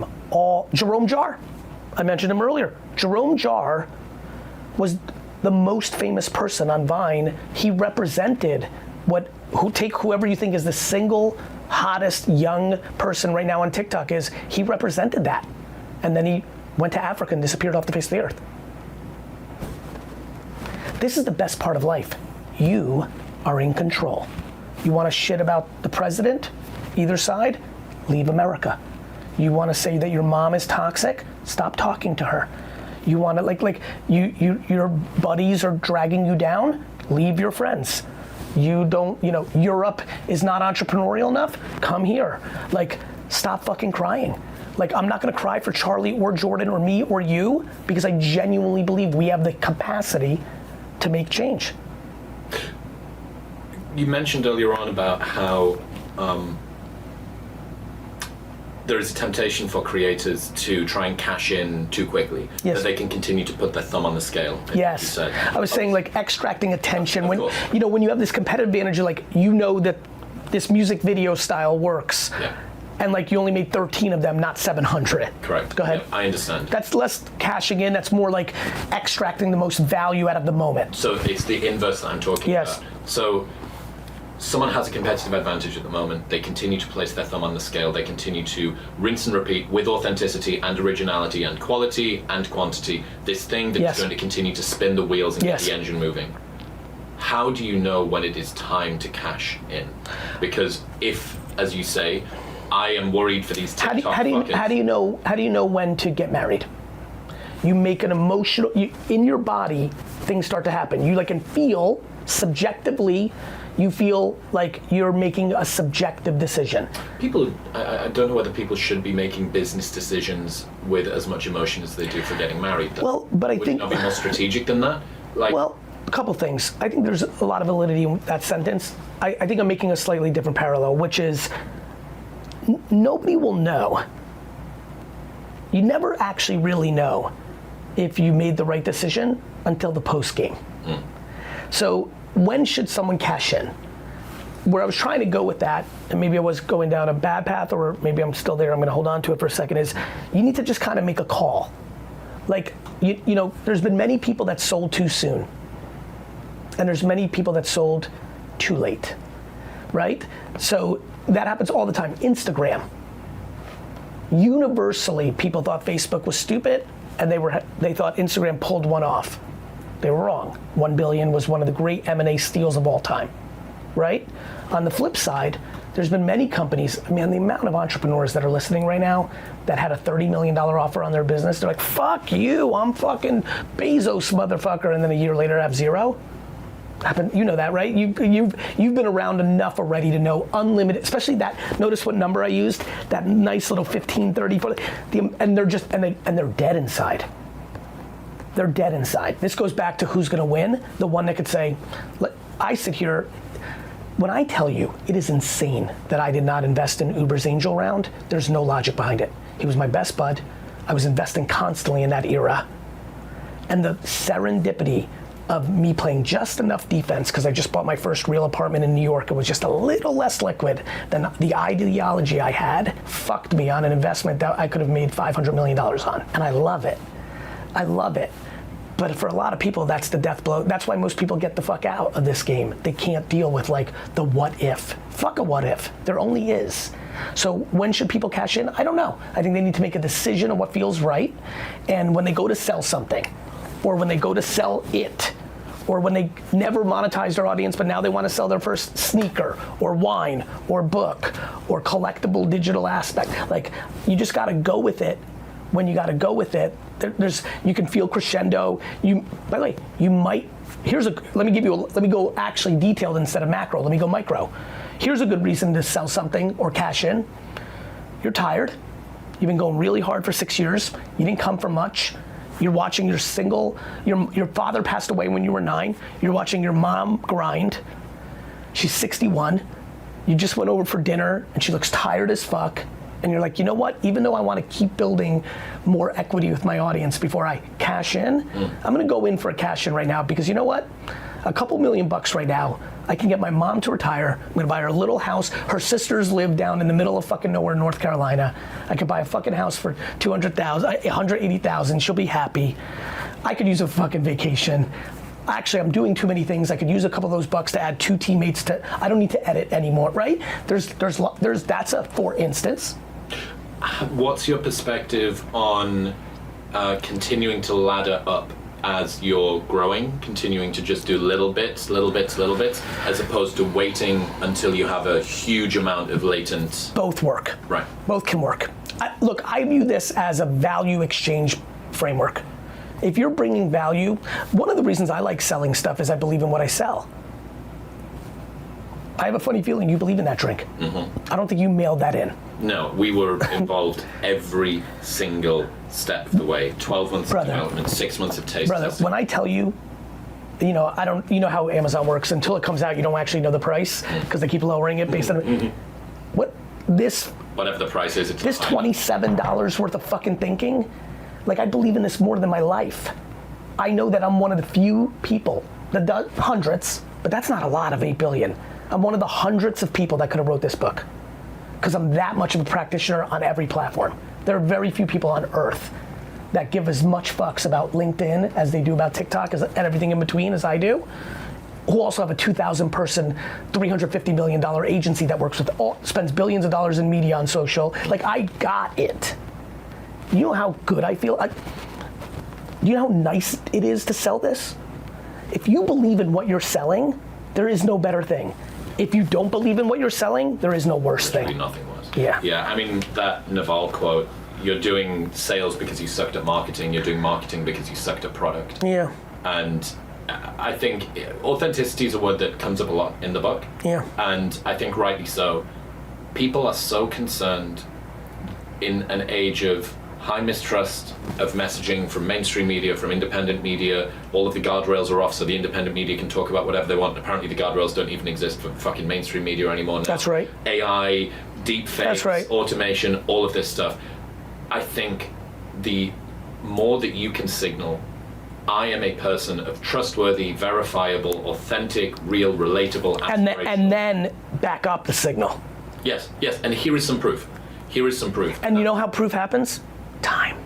Correct. These fucking kids hate me for pushing patience like it's the fucking cure, but motherfucker, I know all these alpha A and B fucking winners that I see them every day. I read all their DMs, I watch them.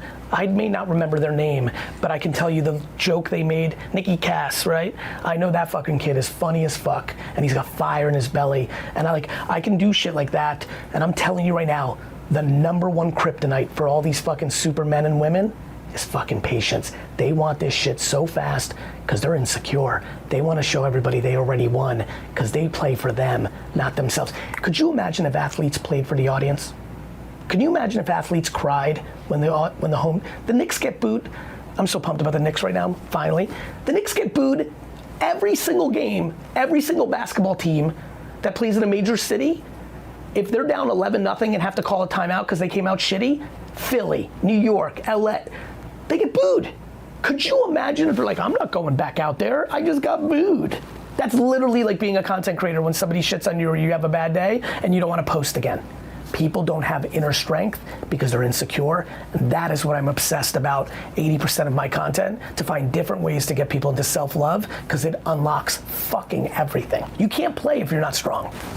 What do you make of the culture of cynicism on the internet? That to me seems to be kind of the set point, ground zero for the way that people behave online is this cutting, sardonic, very cynical zero-sum mentality. I think the internet and social media doesn't exist. I think they're a mirror of human truth. So when I hear you say, what do I think about the cynicism of the internet? I take out the word internet and put in society. Aren't people that cynical because they don't seem to behave that same way in the real world? That's because it's scarier to do it. You might get punched in the face. Keyboard warriorship is real fun. People do it in their own minds. They don't say it to your face because they're weak. The cynicism is happening in the airport right now. They're like, look at her. Who does the fuck she think she is dressing that way? They just say it in their head. The greatest thing that ever happened to the human being is social media. It exposed the living fuck out of us, and it will allow us over this next decade or two to take one step backwards, to reassess, to take 2 steps forward. I believe this era of social media will create the great Renaissance era of having real conversations around insecurity and self-esteem. Why? Because I think there's a lot of pressure. Because I think the conversation you and I are having right now, because I think it's in everyone's face, because I think people are scared, because I think suicide and insecurity and unhappiness is fucking really feeling it. But the silly thing is there's much more negativity in mainstream media than there is in social media. You can't find positivity on mainstream media. You can find unlimited, come hang with me. You can find unlimited positivity and answers and things that have merit and trying to figure it out with optimism that is practical. So I laugh about where we're at right now on the shitting on social. I laugh because this is another cliche example of the world not understanding. We did this with alcohol. The 1930s in this country of America, we banned alcohol. I love when people are like, we need to ban social media. I'm like, knock yourself out. Can't wait to see how that works out. Like, people are so naive, as if you need to ban the whole fucking internet if you don't want to deal with what we're dealing. What do you think happens if we banned all social media? Reddit would be a cesspool even more than it is now. Forums, comments on blog, like humans are gonna talk now on the internet because you can hide. The shit we used to think in our own heads or only talk to our one friend about or sit in our dinner table and talk about, we now talk about out loud. I've never even thought about that before. That's a very interesting insight, that there was no outlet previously that permitted humans to say the fleeting negative things that came to their mind because the repercussions were too great and the effort of saying them was too high. And the platform did not exist. Mm-hmm. So, we're going to chisel it into a wall in ancient Rome or something. There you go, yes. And so, there you have it. So friends, nothing's changed. As a matter of fact, I would argue the world is happier than it's been historically overall. The Dark Ages was bad. World wars, what do you think would be happening on social media if we were in World War II right now? Like, I don't understand how people don't understand this. They're like, it's never been worse. I'm like, you know nothing about history. If it was World War II right now, the fuck do you think would be going on social media? You think Americans would be like, not saying bad things about Japanese people? Like, we put Japanese people in camps in America. Do you know your history? The fuck do you think?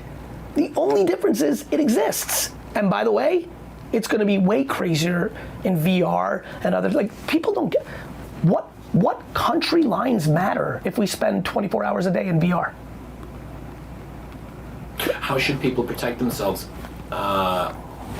if so much of our time is spent online and so much of our interactions with other people is mediated through the internet and social media, and social media enables people to be the worst versions of themselves? Or best. And best versions of themselves But too. this is like, they mediate through thoughtfulness. We have to get smarter. Discipline. That's a, Do you know how much of a drug sugar is? Do you know that my body, every time I see a piece of candy, loses its fucking mind? Do you know how fucking hard it is to me for fight? I was at Gap Inc. company the other day. I'm having a pretty good week with nutrition. I'm pretty happy with myself. And these little, you know those, Olive. no, you know those fucking, you can let them, I'm ready for it. Cool.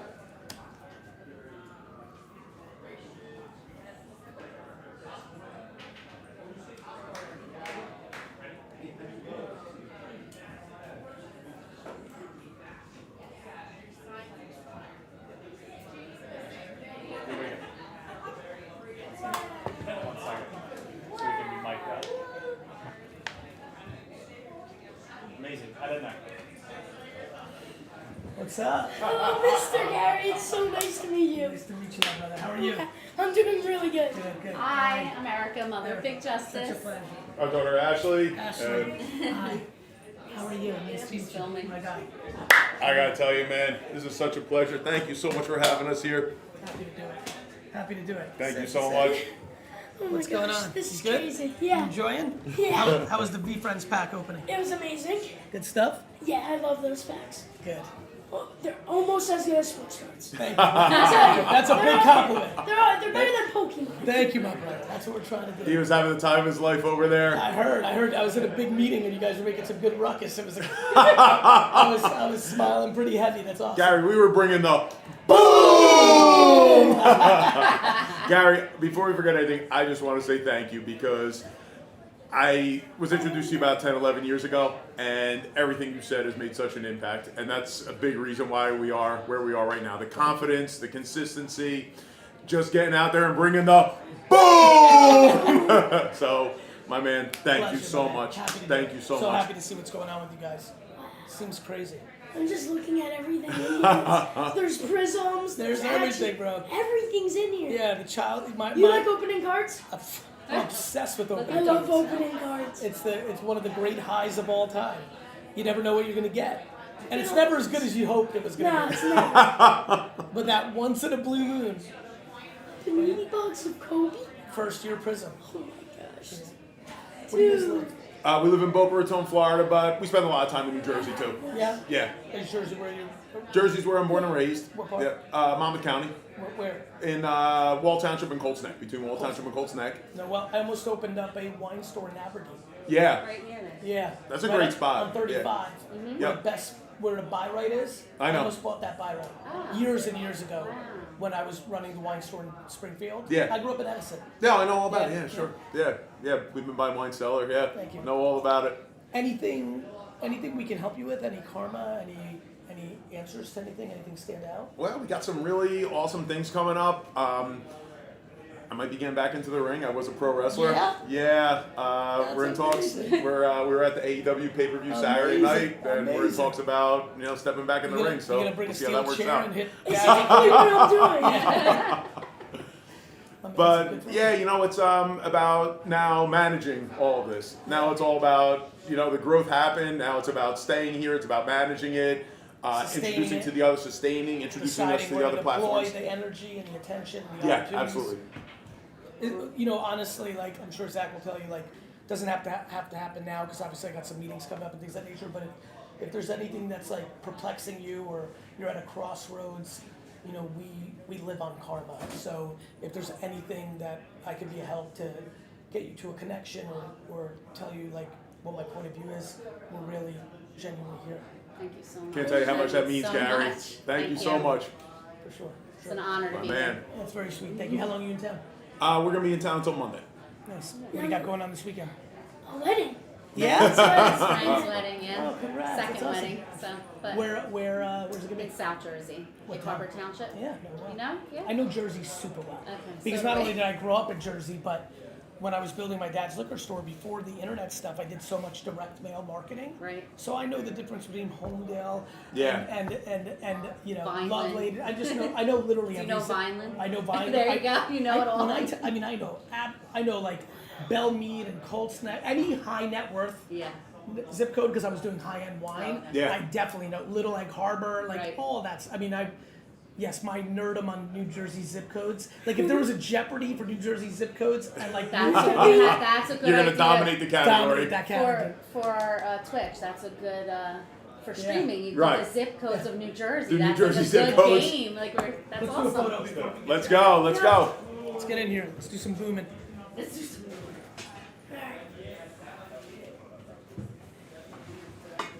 Love your wrestling collection. Yeah, bro. I'm Yeah. diehard.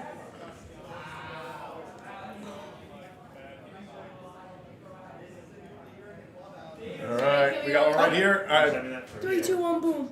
Big Justice. 3, 2, 1, boom. Boom! It was really nice to meet My you. man, thank you. Good luck to you. Thank you so much. All the best. Thank you so much. Anytime. Pleasure, my man. Thank you for stopping by.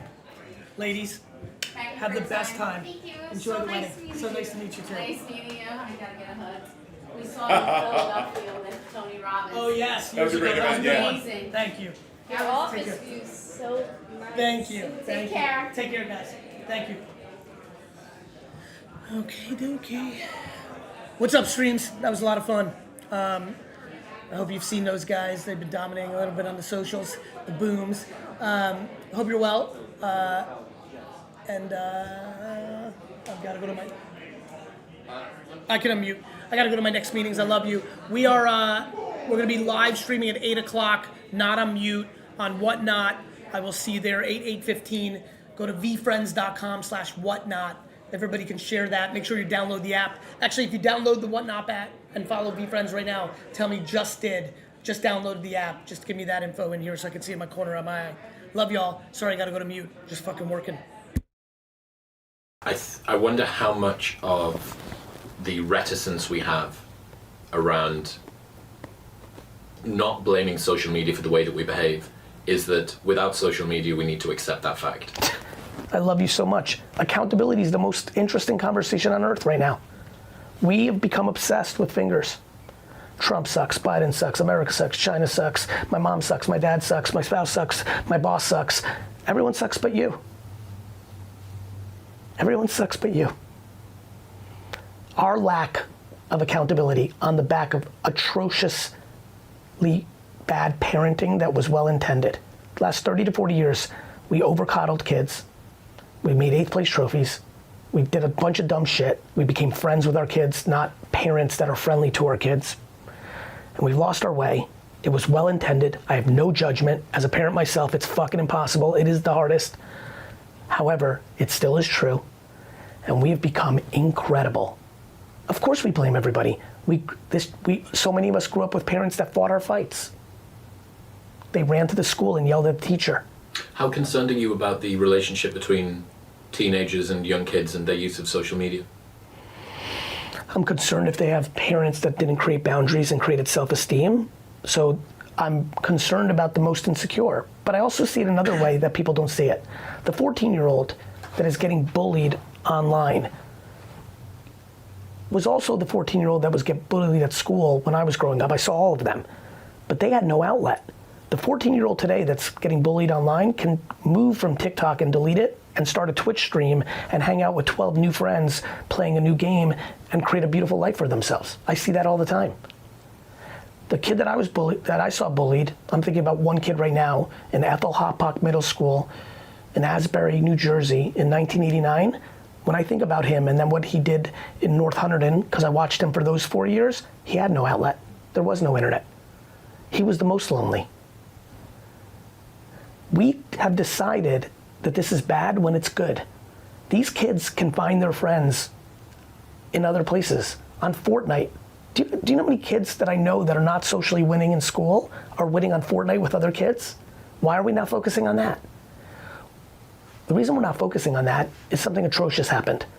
World leaders in politics have become incredibly not noble. The way that politicians around the world talk to each other is more similar to the way 5th graders talk to each other than grown-ups. The lack of civility in our society by world leaders is extraordinary. I mean, it's insanity. It's not statesman-like. You know what's so funny? It's not even human-like. Thank you, my brother. Statesman-like, I can deal with that. Just go even look at 5 minutes ago, just go look at George Bush. 2, not even 1. That's 5 minutes ago. We have completely, on both sides of the aisle, on the BRICS alliance and the US and NATO alliance, fear is being peddled on us at scale. It's super juvenile, you know. It's juvenile. It's juvenile. I'm not to say that the UK is that much better, but if you're thinking these are the people that are supposed to be the leaders of the country, they're the ones that are supposed to be behaving. Of course nobody feels good. No. And then you know what trickles down? Then teachers do it, then parents do it. Well, it's legitimated by the people that are in charge. That's right. And even if, you can say that in the same breath as having the rebellious American spirit and saying, I am not beholden to anybody. Brother, I don't agree with most things that are accepted, but there's a way to do it. I may not agree with you, but I don't think you're a piece of shit and deserve to die. What the fuck's the matter with people? Talk to me about the future of pickleball. I fell in love with pickleball here. The video, back to videoing everything, it's pretty cool. I did a daily V, it's probably 6 years old. It was me and Ryan Harwood playing with Andre Agassi and Andy Roddick here in Austin, Texas. Pickleball, esports, padel, darts, tag, there's a World Tag League. I'm very fascinated by sports in this way. The first Super Bowl did not sell out the tickets to the game. Couldn't sell it out. The 1982 NBA Finals, one of the games was not even aired live in America. It was on tape delay. UFC, I watched UFC 1 with my high school college buddies, was like human cage fighting and would never make it another year and was gonna be banned, and our parents, of course we watched it because our parents didn't want us to watch it. I'm fascinated by how sports emerge and how, when I think about pickleball and why I like it, tennis didn't exist all the time. Ping pong didn't exist all the time. I don't like the establishment so much, and I like consumer behavior and the truth and what people like. So the future of pickleball is bright-ish. It's early, it could fall off, but slam ball and all this other stuff, I know, just like UFC in a 30-year window went from non-existent to, I just watched UFC 300, and Max's knockout of Justin is one of the 5 best moments I've ever seen in sports. And I'm sad because I love them both. UFC fucks with me because I love all these dudes so much, and they fucking bash each. It's not like wrestling. Wrestling's fun. Like, I love Macho Man. Fuck Hulk Hogan. UFC fucks with me heavy because literally 93.7% of these guys and gals I adore. Who they are outside the cage, who they are in the cage. It was iconic, and I'll be honest with you, and everyone's going ham on it. Every moment I'm like, man, I just had a lot of love for Justin, you know what I mean? And I know Justin, I don't know him. I know Justin is such a beast. I'm sure he did that to Dustin. It is what it is, but the future of pickleball, I'll go macro at it. I have no idea where it plays out. I hope it's a huge league, because obviously I own a team, the New Jersey Fives, which means a lot to me. If you go to my Instagram, Garyvee, you can see my first pinned post. You'll see why the number 5 means so much to me, why I named my pickleball team after it. 76ers, who now I hate because the Knicks are playing in the first round of 5s. But I know in 30 years, you and I will be at a dinner, and I know there'll be a new sport that none of us see, back to media, what it's not covering, that has the complete attention of the world. Yeah. Is the coolest thing, sitting there with basketball and proper football and American football and UFC, and I'll be like, hey, and for some reason my brain will recall this micro moment. I'll be like, you remember? Hold it. Remember? But I didn't call it. It's just history. Like, there's always going to be a new sport every 30, 50 years that comes along, and I want, esports seems very real, but there's so many different games. Like, what's it going to be? VR will be real. VR is a good bet. Look, it's hard to see a world in 30 years out that VR isn't a big part of our lives. We're starting to see the previews now with Apple and Meta, and it's going to work. It's just like Zoom's worked. Zoom's changed the world. Private aviation with Zoom have created a complete new framework. I mean, the US government's gonna have to figure out tax law because of Zoom and private aviation. It's not sustainable. States are gonna have to compete with each other in a way that is really intense, Civil War-like, Garyvee, ladies and gentlemen. Gary, I appreciate you. Your energy is very infectious. I really, really was looking forward to speaking to you. And I like the fact that you're positive about the future. I also think, to kind of summarize what I've learned, the only other person that I know that's similar to yourself is Alex Hormozy, and he is someone for whom play and work are the same thing. Yeah. And that's the fundamental misunderstanding that people have. I think so. That if they realize that what you do for work is what you do for fun, that the work and fun question, the life balance question goes out the window. And the life balance question's out the window for everyone, because the concept of bearing your work for 10, 20, 30, 40, 50 years is not a good concept. I love people who are like, I work 9 to 5, but I have great work-life balance. I'm like, you sure don't.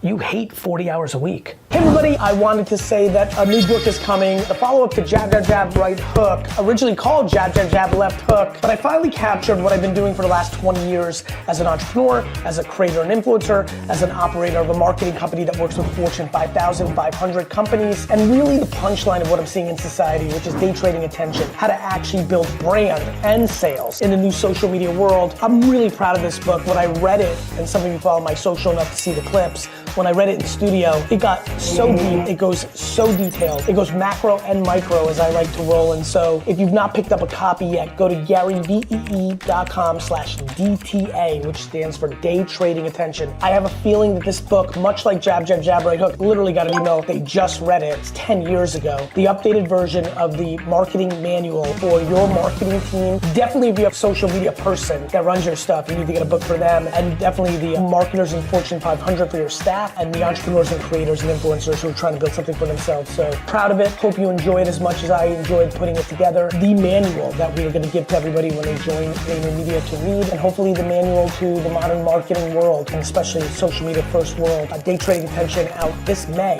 2024. Pre-order your copy now.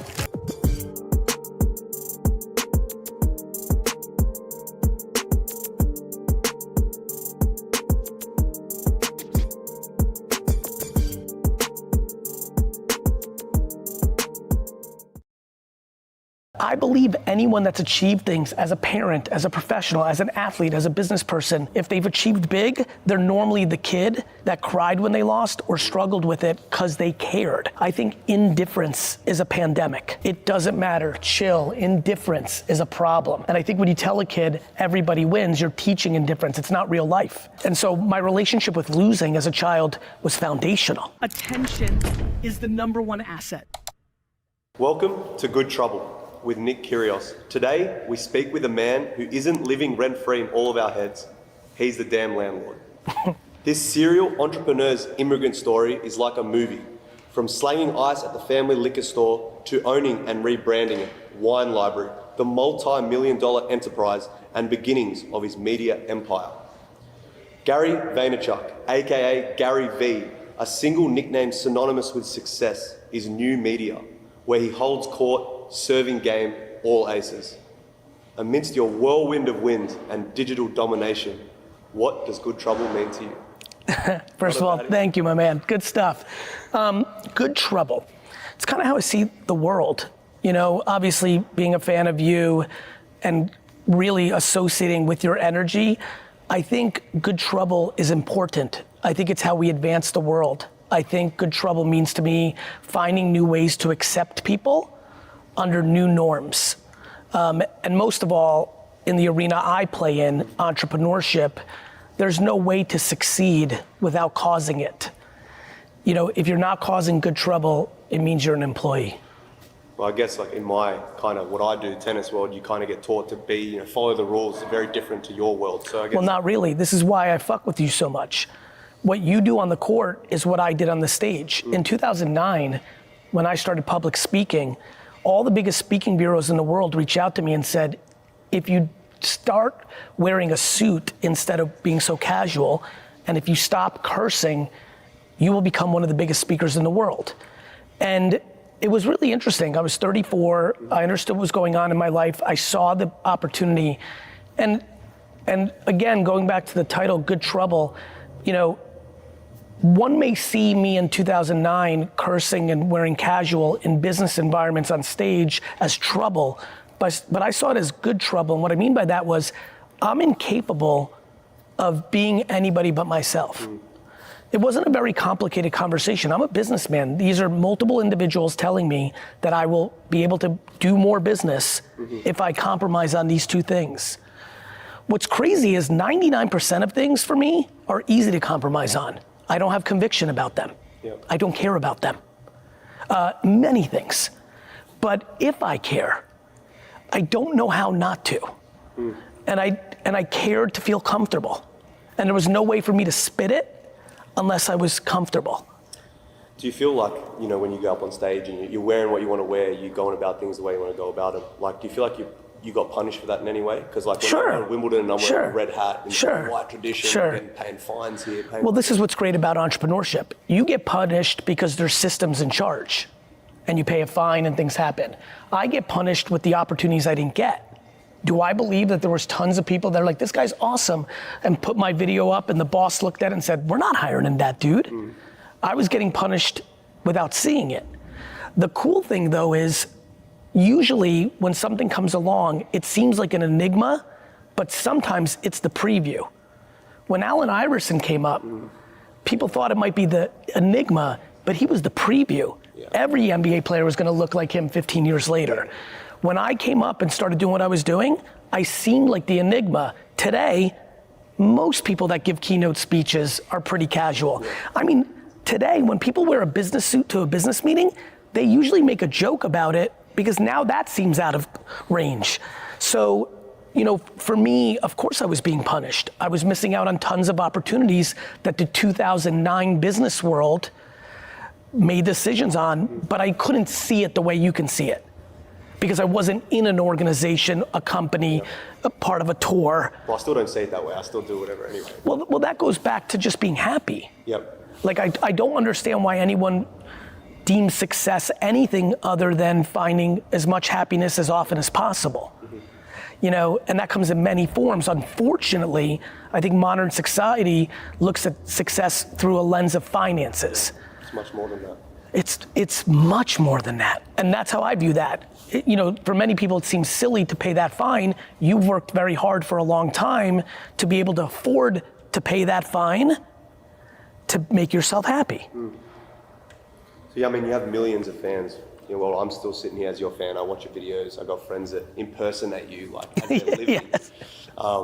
So what would you know, what 3 words would you describe, like, your youth, your upbringing, like you as a person? What 3 words come to mind when you think about everything you've been through, who you are today? The funniest thing is, I always go with what actually happened when you ask me that, and the thing that popped in my head was, my mom dominated. You know, when I think about my childhood, I'm the byproduct of tremendous parenting. You know, for the first 14 years of my life, that was my mom. My dad worked at his liquor store every hour. I barely saw him. And then from 14 to 22, I got to spend a lot of time with my dad and learn some really good, you know, old world principles that I think make me me. And so, you know, but to answer you more directly in the way I think you're asking, competitive. You know, it's fun to talk to a professional athlete about this. I believe we've really lost our way with competition and parenting. Yep. These 8th place trophies, telling a kid that's crying when he loses, this doesn't matter, it's just a game. I think modern parenting has lost our way. If I think about my childhood, the first word that comes to mind is competition. Yep. From 6 to 15, I barely remember anything other than competing. Backyard football, tennis, darts, video. Every time we lost, I felt like shit the whole day. I wanted to redo it, go again. Well, I believe anyone that's achieved things as a parent, as a professional, as an athlete, as a business person, I think normally, if they've achieved big, they're normally the kid that cried when they lost or struggled with it because they cared. I think indifference is a pandemic. It doesn't matter, chill, indifference is a problem. And I think when you tell a kid everybody wins, you're teaching indifference, it's not real life. And so my relationship with losing as a child was foundational. Yep. So I think competition, then I think entrepreneurship, like it would snow in New Jersey when I was 8 and every kid went out with a sled and was fired up to make a snowman. And I grabbed a shovel from my garage and was ringing doorbells and was looking to shovel your driveway for $3. So I was very entrepreneurial, lemonade stands. It was just selling something. It was very entrepreneurial. And then just joyful. You know, I think an important thing I think a lot about is who are the people that are luckiest in their circumstance with their upbringing? And I've come to a place at 48 now where I think a child who grows up in a family that is happy Yep. and doesn't have a lot, she or he is set up for massive success. Because from the get, they're taught that there's not a correlation between money and happiness. And so I grew up that way with very humble beginnings, but my mom was sunshine, everything was good, always, even when it was a struggle. I never, like it was just all happy, love, unconditional love, and that set me up. Well, I have a direct quote from you. I was a kid, I had the best mum of all time, and everything was rainbows, but we were poor as fuck. Yes. It's like, I was reading through all your quotes, and I was like, me too, like I didn't have a lot, but I just had the best childhood. Like I only knew that my parents made me so happy, and I was playing tennis, and they gave me all these opportunities, but then I realized, looking back, I'm like, we really didn't have that much. They just made everything. Same. I was only in my 30s where I was like, wait a minute. Yeah. Like, they stopped buying me shit at like 11. Like it was my norm, and that makes sense to me. It also, when I found out about you, that's what allows people like you and I, and the many that are watching that are doing it in their fields, professions, lives, the courage to do shit. When I see what you do, I don't look at it as like ridiculous or flashy or this. Look, do I think that you are naturally just an entertaining human being? Yes, I do. But no, I see it as courage. Yeah. And I think it's fun to ask why. Yeah, I mean, my entire childhood playing tennis, I was always asking coaches, why am I doing this? And I'm playing these shots under pressure where everyone's like, why is he doing that? He's got no discipline. He's not like thinking straight out there. And I'm only playing this because in the moment it feels right to me. And then I look at all these kids that are trying to play this way, and it's inspiring for me. Like it's like a lot of kids are watching me play and they're enjoying it and they're happy. And they make their version of it. Yeah. You were affected by the people that you saw on the come up. Yeah. Both we're affected by what we see. And so like everybody that you watched in whatever capacity you watched, that's affecting you. And you are now affecting them. And I view it, because I see the world, I think, more similar to you, I see it as courageous and curious when you're doing what you're doing. But I also think it's encouraging. I mean, especially your Wimbledon run, it was fun for me because I've been watching for a long time. And obviously you hit more of the public consciousness with that. And of course that means everyone's gonna do what they do with me and others. Hot take, people immediately loved you, immediately disliked you. But it allowed me at a lot of drinks and dinner tables and around friends and acquaintances to talk about the power of curiosity, the power of why, the courage of not being scared to break out, especially when it's silly ass shit. In a world where there's real shit going on, is a red fucking hat that serious? And I think these things matter and these conversations matter. And I don't think that I think most people underestimate, and I'll use tennis terms, the Agassi of it all, the McEnroe of it all, the Connors of it all. I think they underestimate the importance of those people and what they do to create new conversations. And I think that's powerful. So when you entered the world of social media, it would have been a big change for you. Yes. And you digital personalities, all this type of stuff. Did you have someone that you like modeled, or did you ever look up to someone, or did you just do it on your own? No, I mean, look, I just said we were affected by somebody. I even to this day, I don't really consume a lot. I consume the world. When I look at the way I communicate on stage, I can see the Chris Rock and Randy the Macho Man Savage of it all in the way that I talk. Yeah. The wrestler I loved, the comedian that I loved. So I think I have a cadence of communication style that was affected by others. But no, I think people learn different ways. So I think it's cool when people watch others and take certain things and do their thing, or even, we see people come along that look very similar to the person that's got it right now with a little tweak. I think that's great, that works for them. For me, as a person, I also had the luxury of not thinking that I was a personality or a personal brand. When I started making content, the concept of people being famous from the internet was foreign. So I was just talking about my truth. I wasn't thinking in the forms of the way every kid now thinks at 15, like I could be famous because of this. For me, it was, I just want to say certain things first about wine, then about business, then about life. And so there was nothing really to look towards when I was doing it. When I was I started YouTube videos 8 weeks after YouTube was launched. 8 weeks. There was nothing to look at. There was no Mr. Beast or Logan Paul or me or you. There was just nothing to look at. There was mainstream celebrity, but that wasn't what you saw on the internet. That was all polished and fake-ish. Yep. This started the era of potentially more real, though I've learned humans are humans.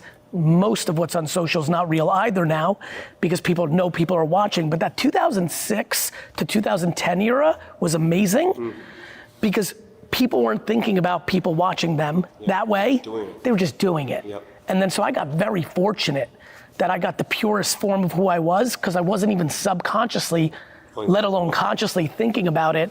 I was just like, I need to spit facts, whether I'm tasting a wine from Barossa and a Shiraz, or if I was talking about how to win on Facebook and Twitter in 2008. Then later it's like, oh, wait a minute, this is the thing. So I've seen multiple clips of you saying that no one works harder than you, and I've seen that clip. The guy was like, "How do you know that?" You're just like, "I know it's not possible," and I believe that. I'm not going to sit here and say I work as hard as you. I probably don't. But when did you realize that you had something that most people don't, like the work ethic or like the drive? Yeah, and I think in those videos, just this is what's fun about long form podcasts. I don't view it as like I work 19 hours and you work 15. Yep. I think of it as like just the pure intent and the effort in every moment. Mm-hmm. And so people can't work harder than me because they can only be tied with me. Right before we went on, we were giving Joker some love, right? Yeah. Like there's many different people. There's plenty of people on earth that work more hours than me. There's plenty of people that work the way I work. I'm looking at some of them right now behind the cameras that are 100 when they work. Yep. As somebody who was in school and gave 2% effort and everything was everything but what was going on, in work, it's 100. Yep. I'm like unreachable for 10 hours a day. Every minute is booked, but it's not even about being booked. It's like when you lock in a big match. You can't even hear it. Yeah, you can't. You can't, and that's how I am every moment that I work, because I love it. And because I was trained to do it. Look, I'm from immigrant parents who worked every minute. My mom raised 3 kids. I never saw someone helping ever. I didn't know what a house cleaner was. I didn't know what a babysitter was. I didn't know what a cook was, a driver. I never even heard of that shit. Yeah. That was on some Robin Leach Lifestyles of the Rich and Famous. Like Yeah, like I didn't, and we also grew up in a neighborhood where, like, I mean like nobody had it. Yeah. There was no such thing. I don't even know what we're talking about. So I watched 2 people in front of me work every minute to build a family, to build a life. And then I was 14 and I'm working in my dad's store. I was working 10, 11, 12, 13, 14 hours. So I'm just built. It's like training. Is there one or two particular moments that stick with you that like told you or motivated you to want to get out of those positions particularly? Out of those? Yeah, like, you know, to become who you are today, like to be, you know, maybe have the opportunity to have a drive, or maybe, did you ever think like? No, I still to this day would argue that I try too hard to stay in the dirt. Like, I don't put driver or private or stuff on a pedestal. I put the process on a pedestal. I put kindness and civility to other human beings on a pedestal. Like, I don't mind, I mean, I don't judge, or I'm not confused why people want things. I just don't think my life is better with it. I think my time is more efficient. Yep. I understand why it's good to have some things for time, which I value, so I understand it. But I don't need anything, Nick. Like, I think that's the thing that I'm spending time thinking about now, is I don't need anything. I resonate with that. Like, I look back from where I started and now I've got everything I need, and I feel the same way. I don't need anything. Like, sitting here interviewing you and talking with you never thought that would be happening, and it's just, yeah, I resonate with it a lot, and it kind of gets my next. Let's stay on that. Let me ask you a question, just as we chop it up, because since I do a podcast, I know how to do it too. Like, on that note, I believe that most people need stuff for other people, not themselves. Yep. I actually think deep down, none of us need anything else. Like, you need a little bit of love in your life. Obviously, you need a roof over your head and some food, but basics. Like, do you think that shifted for you once you got something, or was that always the consistent jam as well? Well, the thing is, when I was young, I had everything I needed. Like, my parents always made sure I was, fed. I had a roof on my head. I was a Wu-Tang shirt. Yeah, a big Wu-Tang shirt. We'll get a picture of that. But yeah, and then not until I got to this lifestyle where I never thought I'd be traveling around the world. At 13, 14, I was traveling to Philippines, some of these, third world countries, and I was seeing, people come up to me and beg. And as a young kid, for me, that was really eye-opening, and that's what, Kobe said, this is what he loves about tennis, is you have to grow up really quickly and independently. Yes. So I saw that, and I knew that I had a lot straight off the back. Every time I flew back to Australia, I was like, wow, Australia is a beautiful place. And I feel like most people don't know that. Yeah. But, I've traveled the world, I've met so many different people, so many different cultures, and now, I sit here with, you know, Jordans on and I'm dressing fresh and I don't need anything else, you know what I mean? So The dressing fresh you need. I feel of course. But that leads to my next question. Go ahead. You've got so much going on. Yes. And like, how do you balance that with like your normal life? So kids. Yeah, of course. You know, like how do you do that? By not overjudging myself. There is no balance. True. Who gets to decide? You? There's no work-life You, me? Yeah. balance. There is work-life balance, but it's individual. Yep. For every one of the people that are watching and listening, them and their family today. And then in a year, it changes again. And then in 6 months, it changes again. Life moves.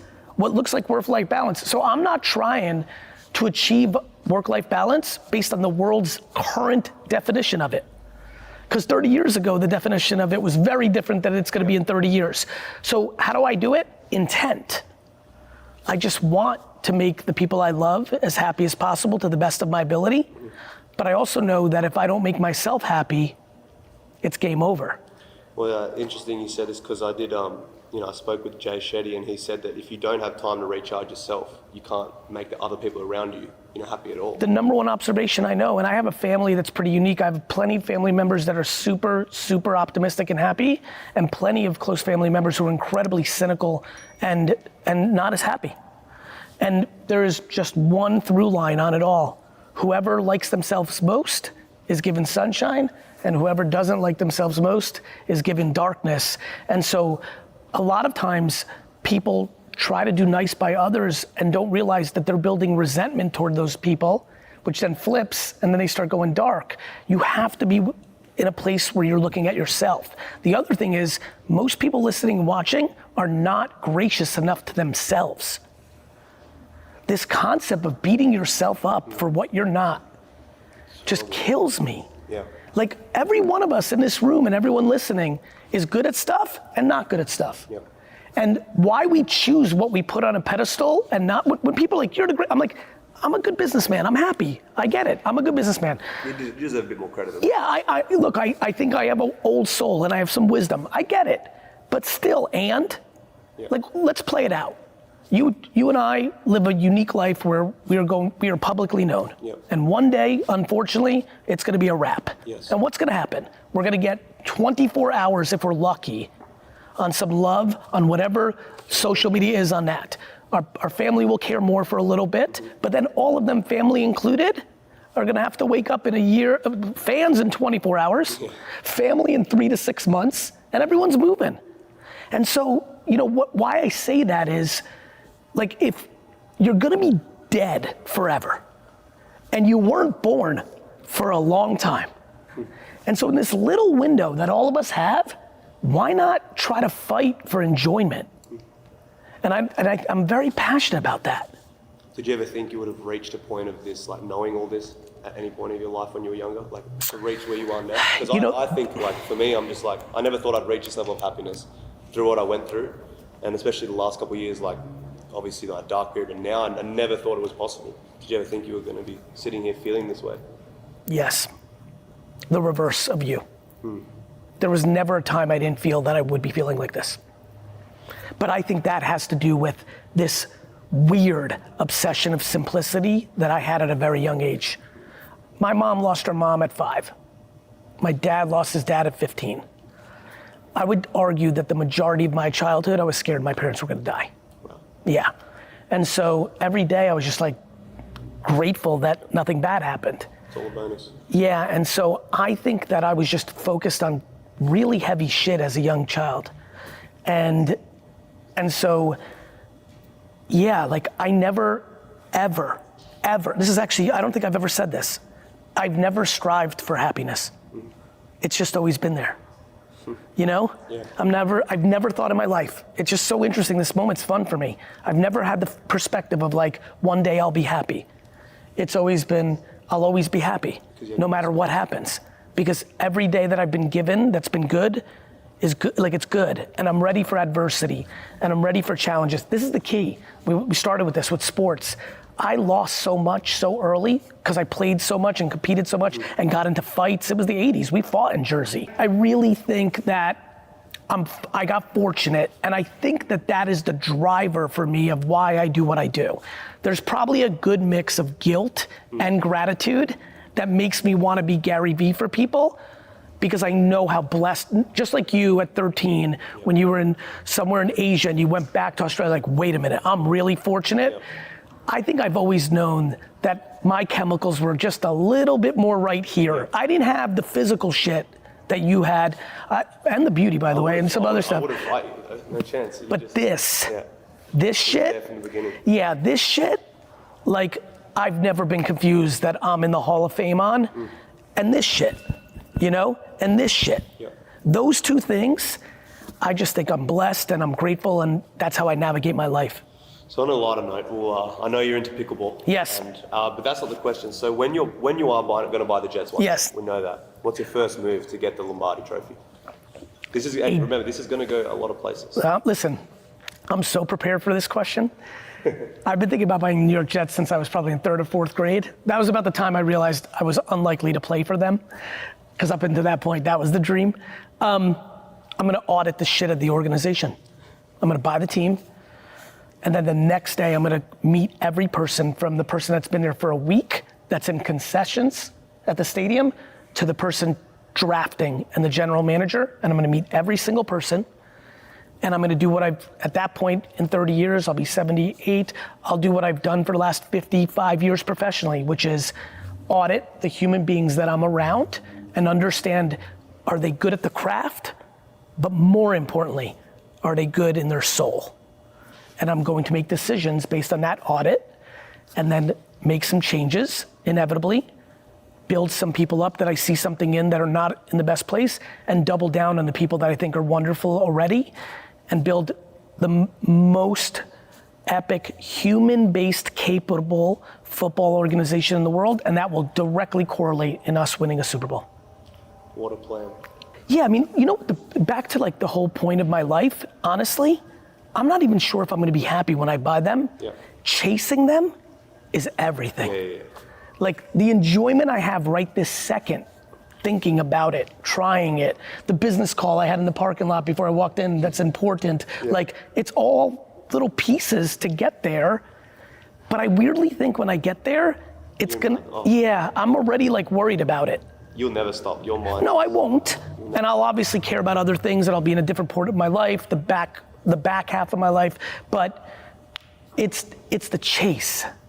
It's always been the chase for me. The chase is like everything. As a matter of fact, one of the things I'm trying to work on at 48 years old is actually enjoying the wins. Like, the people around me definitely know this about me. It's like, we do this whole thing, they're both shaking their heads heavily. We'll be on something for like 2-3 years. It happens. And then you just move on. And like, we're not even there for like a second. And I'm like, okay. And they're like, yo, what, can we have at least a sip of champagne? Fuck a party, just a sip. I'm like, no, put the champagne back. We gotta go do that. Like, and not because like I'm crazy or this. It's just like, I didn't do it for the trophy. I did it to get to the trophy. And for me, buying the Jets or other things I've accomplished, that's the trophy. It's really the worst part of it. It really is. Like, I love the dirt. I love the grind. I love it. Back to tennis, nothing fucks with me more as a fan, meaning I get excited about when someone wins a 5-set match that they were down 0-2. When someone, like, literally, it could be 2nd round French Open, and I'll get home from work and just see what happened, and I'll see somebody won a 5-set match, but they lost the first 2 sets, and I'm just like, oh, she or he is fucking fired, because that's a mental. It feels, there's no better feeling. You come off the court and you're like, fuck, I was getting smashed and I had no way out, and then you find a way to like turn it around, and you can feel the momentum, like you feel like you're getting on top of someone, like you figured him out. And you figure it out by the 3rd set, and you're just like, oh, I'm coming, and then you win it. It's the best feeling ever. It's why I think I like tennis so much, especially a 5-set match. It really, to me, correlates to life. Like, because you're trying, the other person got it. They figured it out. They watched tape. They remember from the last match. Plus, on the tour, some of that shit's carrying over from other shit. You know, somebody you've smacked forever comes out, wins the first 2 sets. They saw something when you were smacking them 2 months ago in the 3rd set and finished them off, but they saw something and they were able to come out the gate. And now you have to think on your feet, because there's no hiding. This is why I love sports. There's no hiding. Yeah, especially in tennis, you can't sub out either. Yeah, people call out sick at work when they're fucked up. When you're down 2-0, there's no calling out sick. You can retire, and people do that shit too. And I always judge that different. You know, a little fake injury instead of losing. That's a whole different game. But I really do think there's a tremendous correlation to a 5-set match in life. And this is like something inspirational for everybody. They could be looking at us and thinking, I want to be there one day, and they might be not in a great place. And for that kid and that person, that just means you're down 2 sets love. Yeah, it's not over. Good news. It's genuinely not over. Change a relationship, quit a job, break up with a boyfriend that maybe isn't bringing you that proper energy. Stop talking to your negative mom 3 times a day, maybe once a month. All of us can make the hard decisions to tweak our shit to win the last 3 sets. Yeah, what does it mean for you to be part of, immigrant success, and for, people out there who have found refuge, and what would you say to them to get stability and to put them on the right path? I would say, real talk, I think it's an advantage. I think we lived through a long time where we're like, oh, if you're an immigrant, that's a disadvantage. I think we're in the era now where we're starting to realize it's the reverse. An immigrant mentality, including if you're not an immigrant and you just happen to be born where you're born, but you got the immigrant mentality, means just a couple things. You're willing to eat shit. You're willing to be patient. You're willing to have humility, and you're willing to put in the work, right? So what would I say to all of them? I would say, congrats, you're lucky. You've been put in a situation where you're gonna have to do all the things I just said, and those are pillars, foundational blocks to not only success, but true happiness, which is the ultimate success. And so, I genuinely believe it's one of the fortunate ways. I believe I was lucky to be born in the Soviet Union and come to America at 3 and not have stuff, because that not have stuff was foundational in what transpired, not just having stuff, but who I am, stuff. Yeah. Exactly. So I think we're in the era where being an immigrant is the blessing. I really believe that. That adversity really is a gift. Well, I guess that wraps up another episode of Good Trouble. Thank you, Gary, for making time, and I really do appreciate it. My guy, thank you so much. Thank you. Proud of you. Thank you.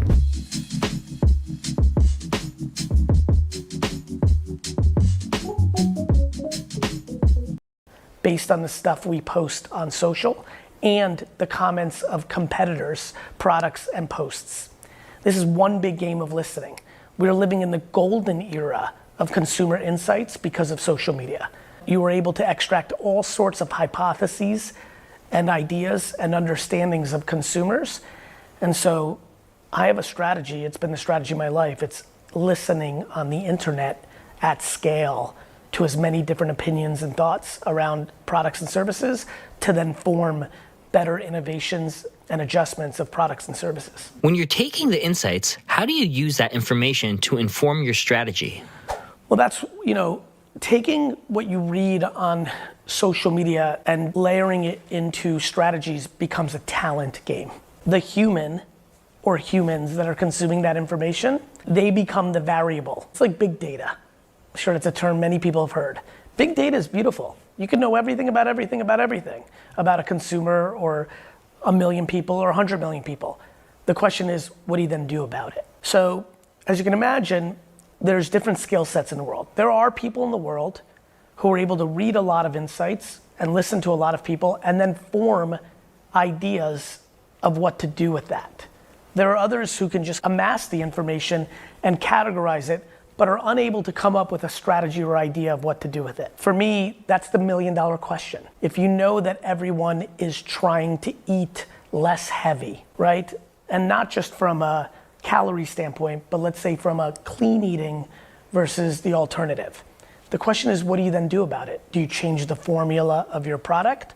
Or do you make your messaging allude to the places where you're scratching that itch or bringing value to that audience? That is a skill set creatively that is needed to take the insights and form them into an output.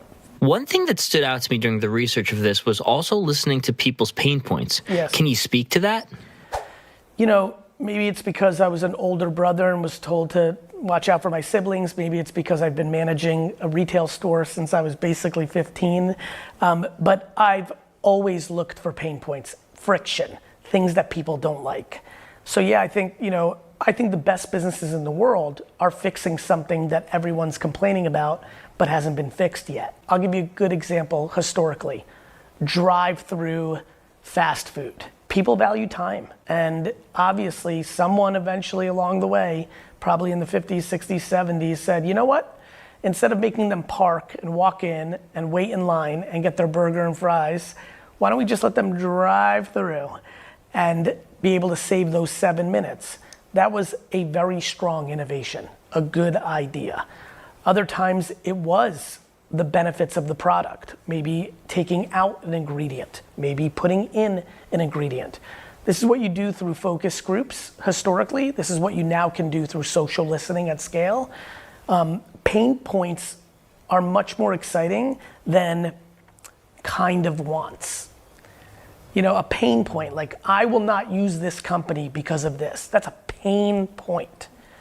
Kind of wants are, I'll keep buying from this place. Maybe I'll buy a little bit more if they do this. And so pain points are huge business. And if you can find ones that haven't been found yet, that's when you're talking about eureka. Can you define to me what segmentation is? And how can I use it for my business? I believe every business needs to be thinking about consumer segmentations in a much bigger way. So a segmentation is putting a group of people into a group that you're, in this scenario, targeting. So segments can be very large. You've probably heard this if you're listening, 18 to 35. That was a big one for television. They loved for 40 years talking about 18 to 35. I always found that humorous because as I went from 18 to 35, I couldn't imagine a human being more different than someone at 18 and 35. You're literally growing up during that era.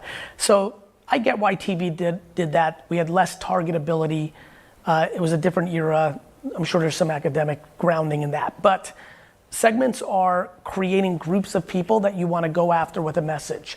I like narrow targets, and I like doing a lot of narrow targets because I believe the more narrow you are, the more relevant you can be to that person with that message, thus rendering them to consider what you're talking about or what you're selling. So as you can imagine, if I'm trying to sell this sweater, which I like, which is why I wore it, if I'm trying to sell this to 18 to 35-year-old males, I may come up with a very general guy statement. If I'm trying to sell this to 21 to 24-year-old, highly wealthy individuals that grew up in a wealthy family that live in the suburbs of London, who are into football, as the world calls it, or soccer, as we call it in America, well, you can imagine the ad, the message, has just gotten much more narrow.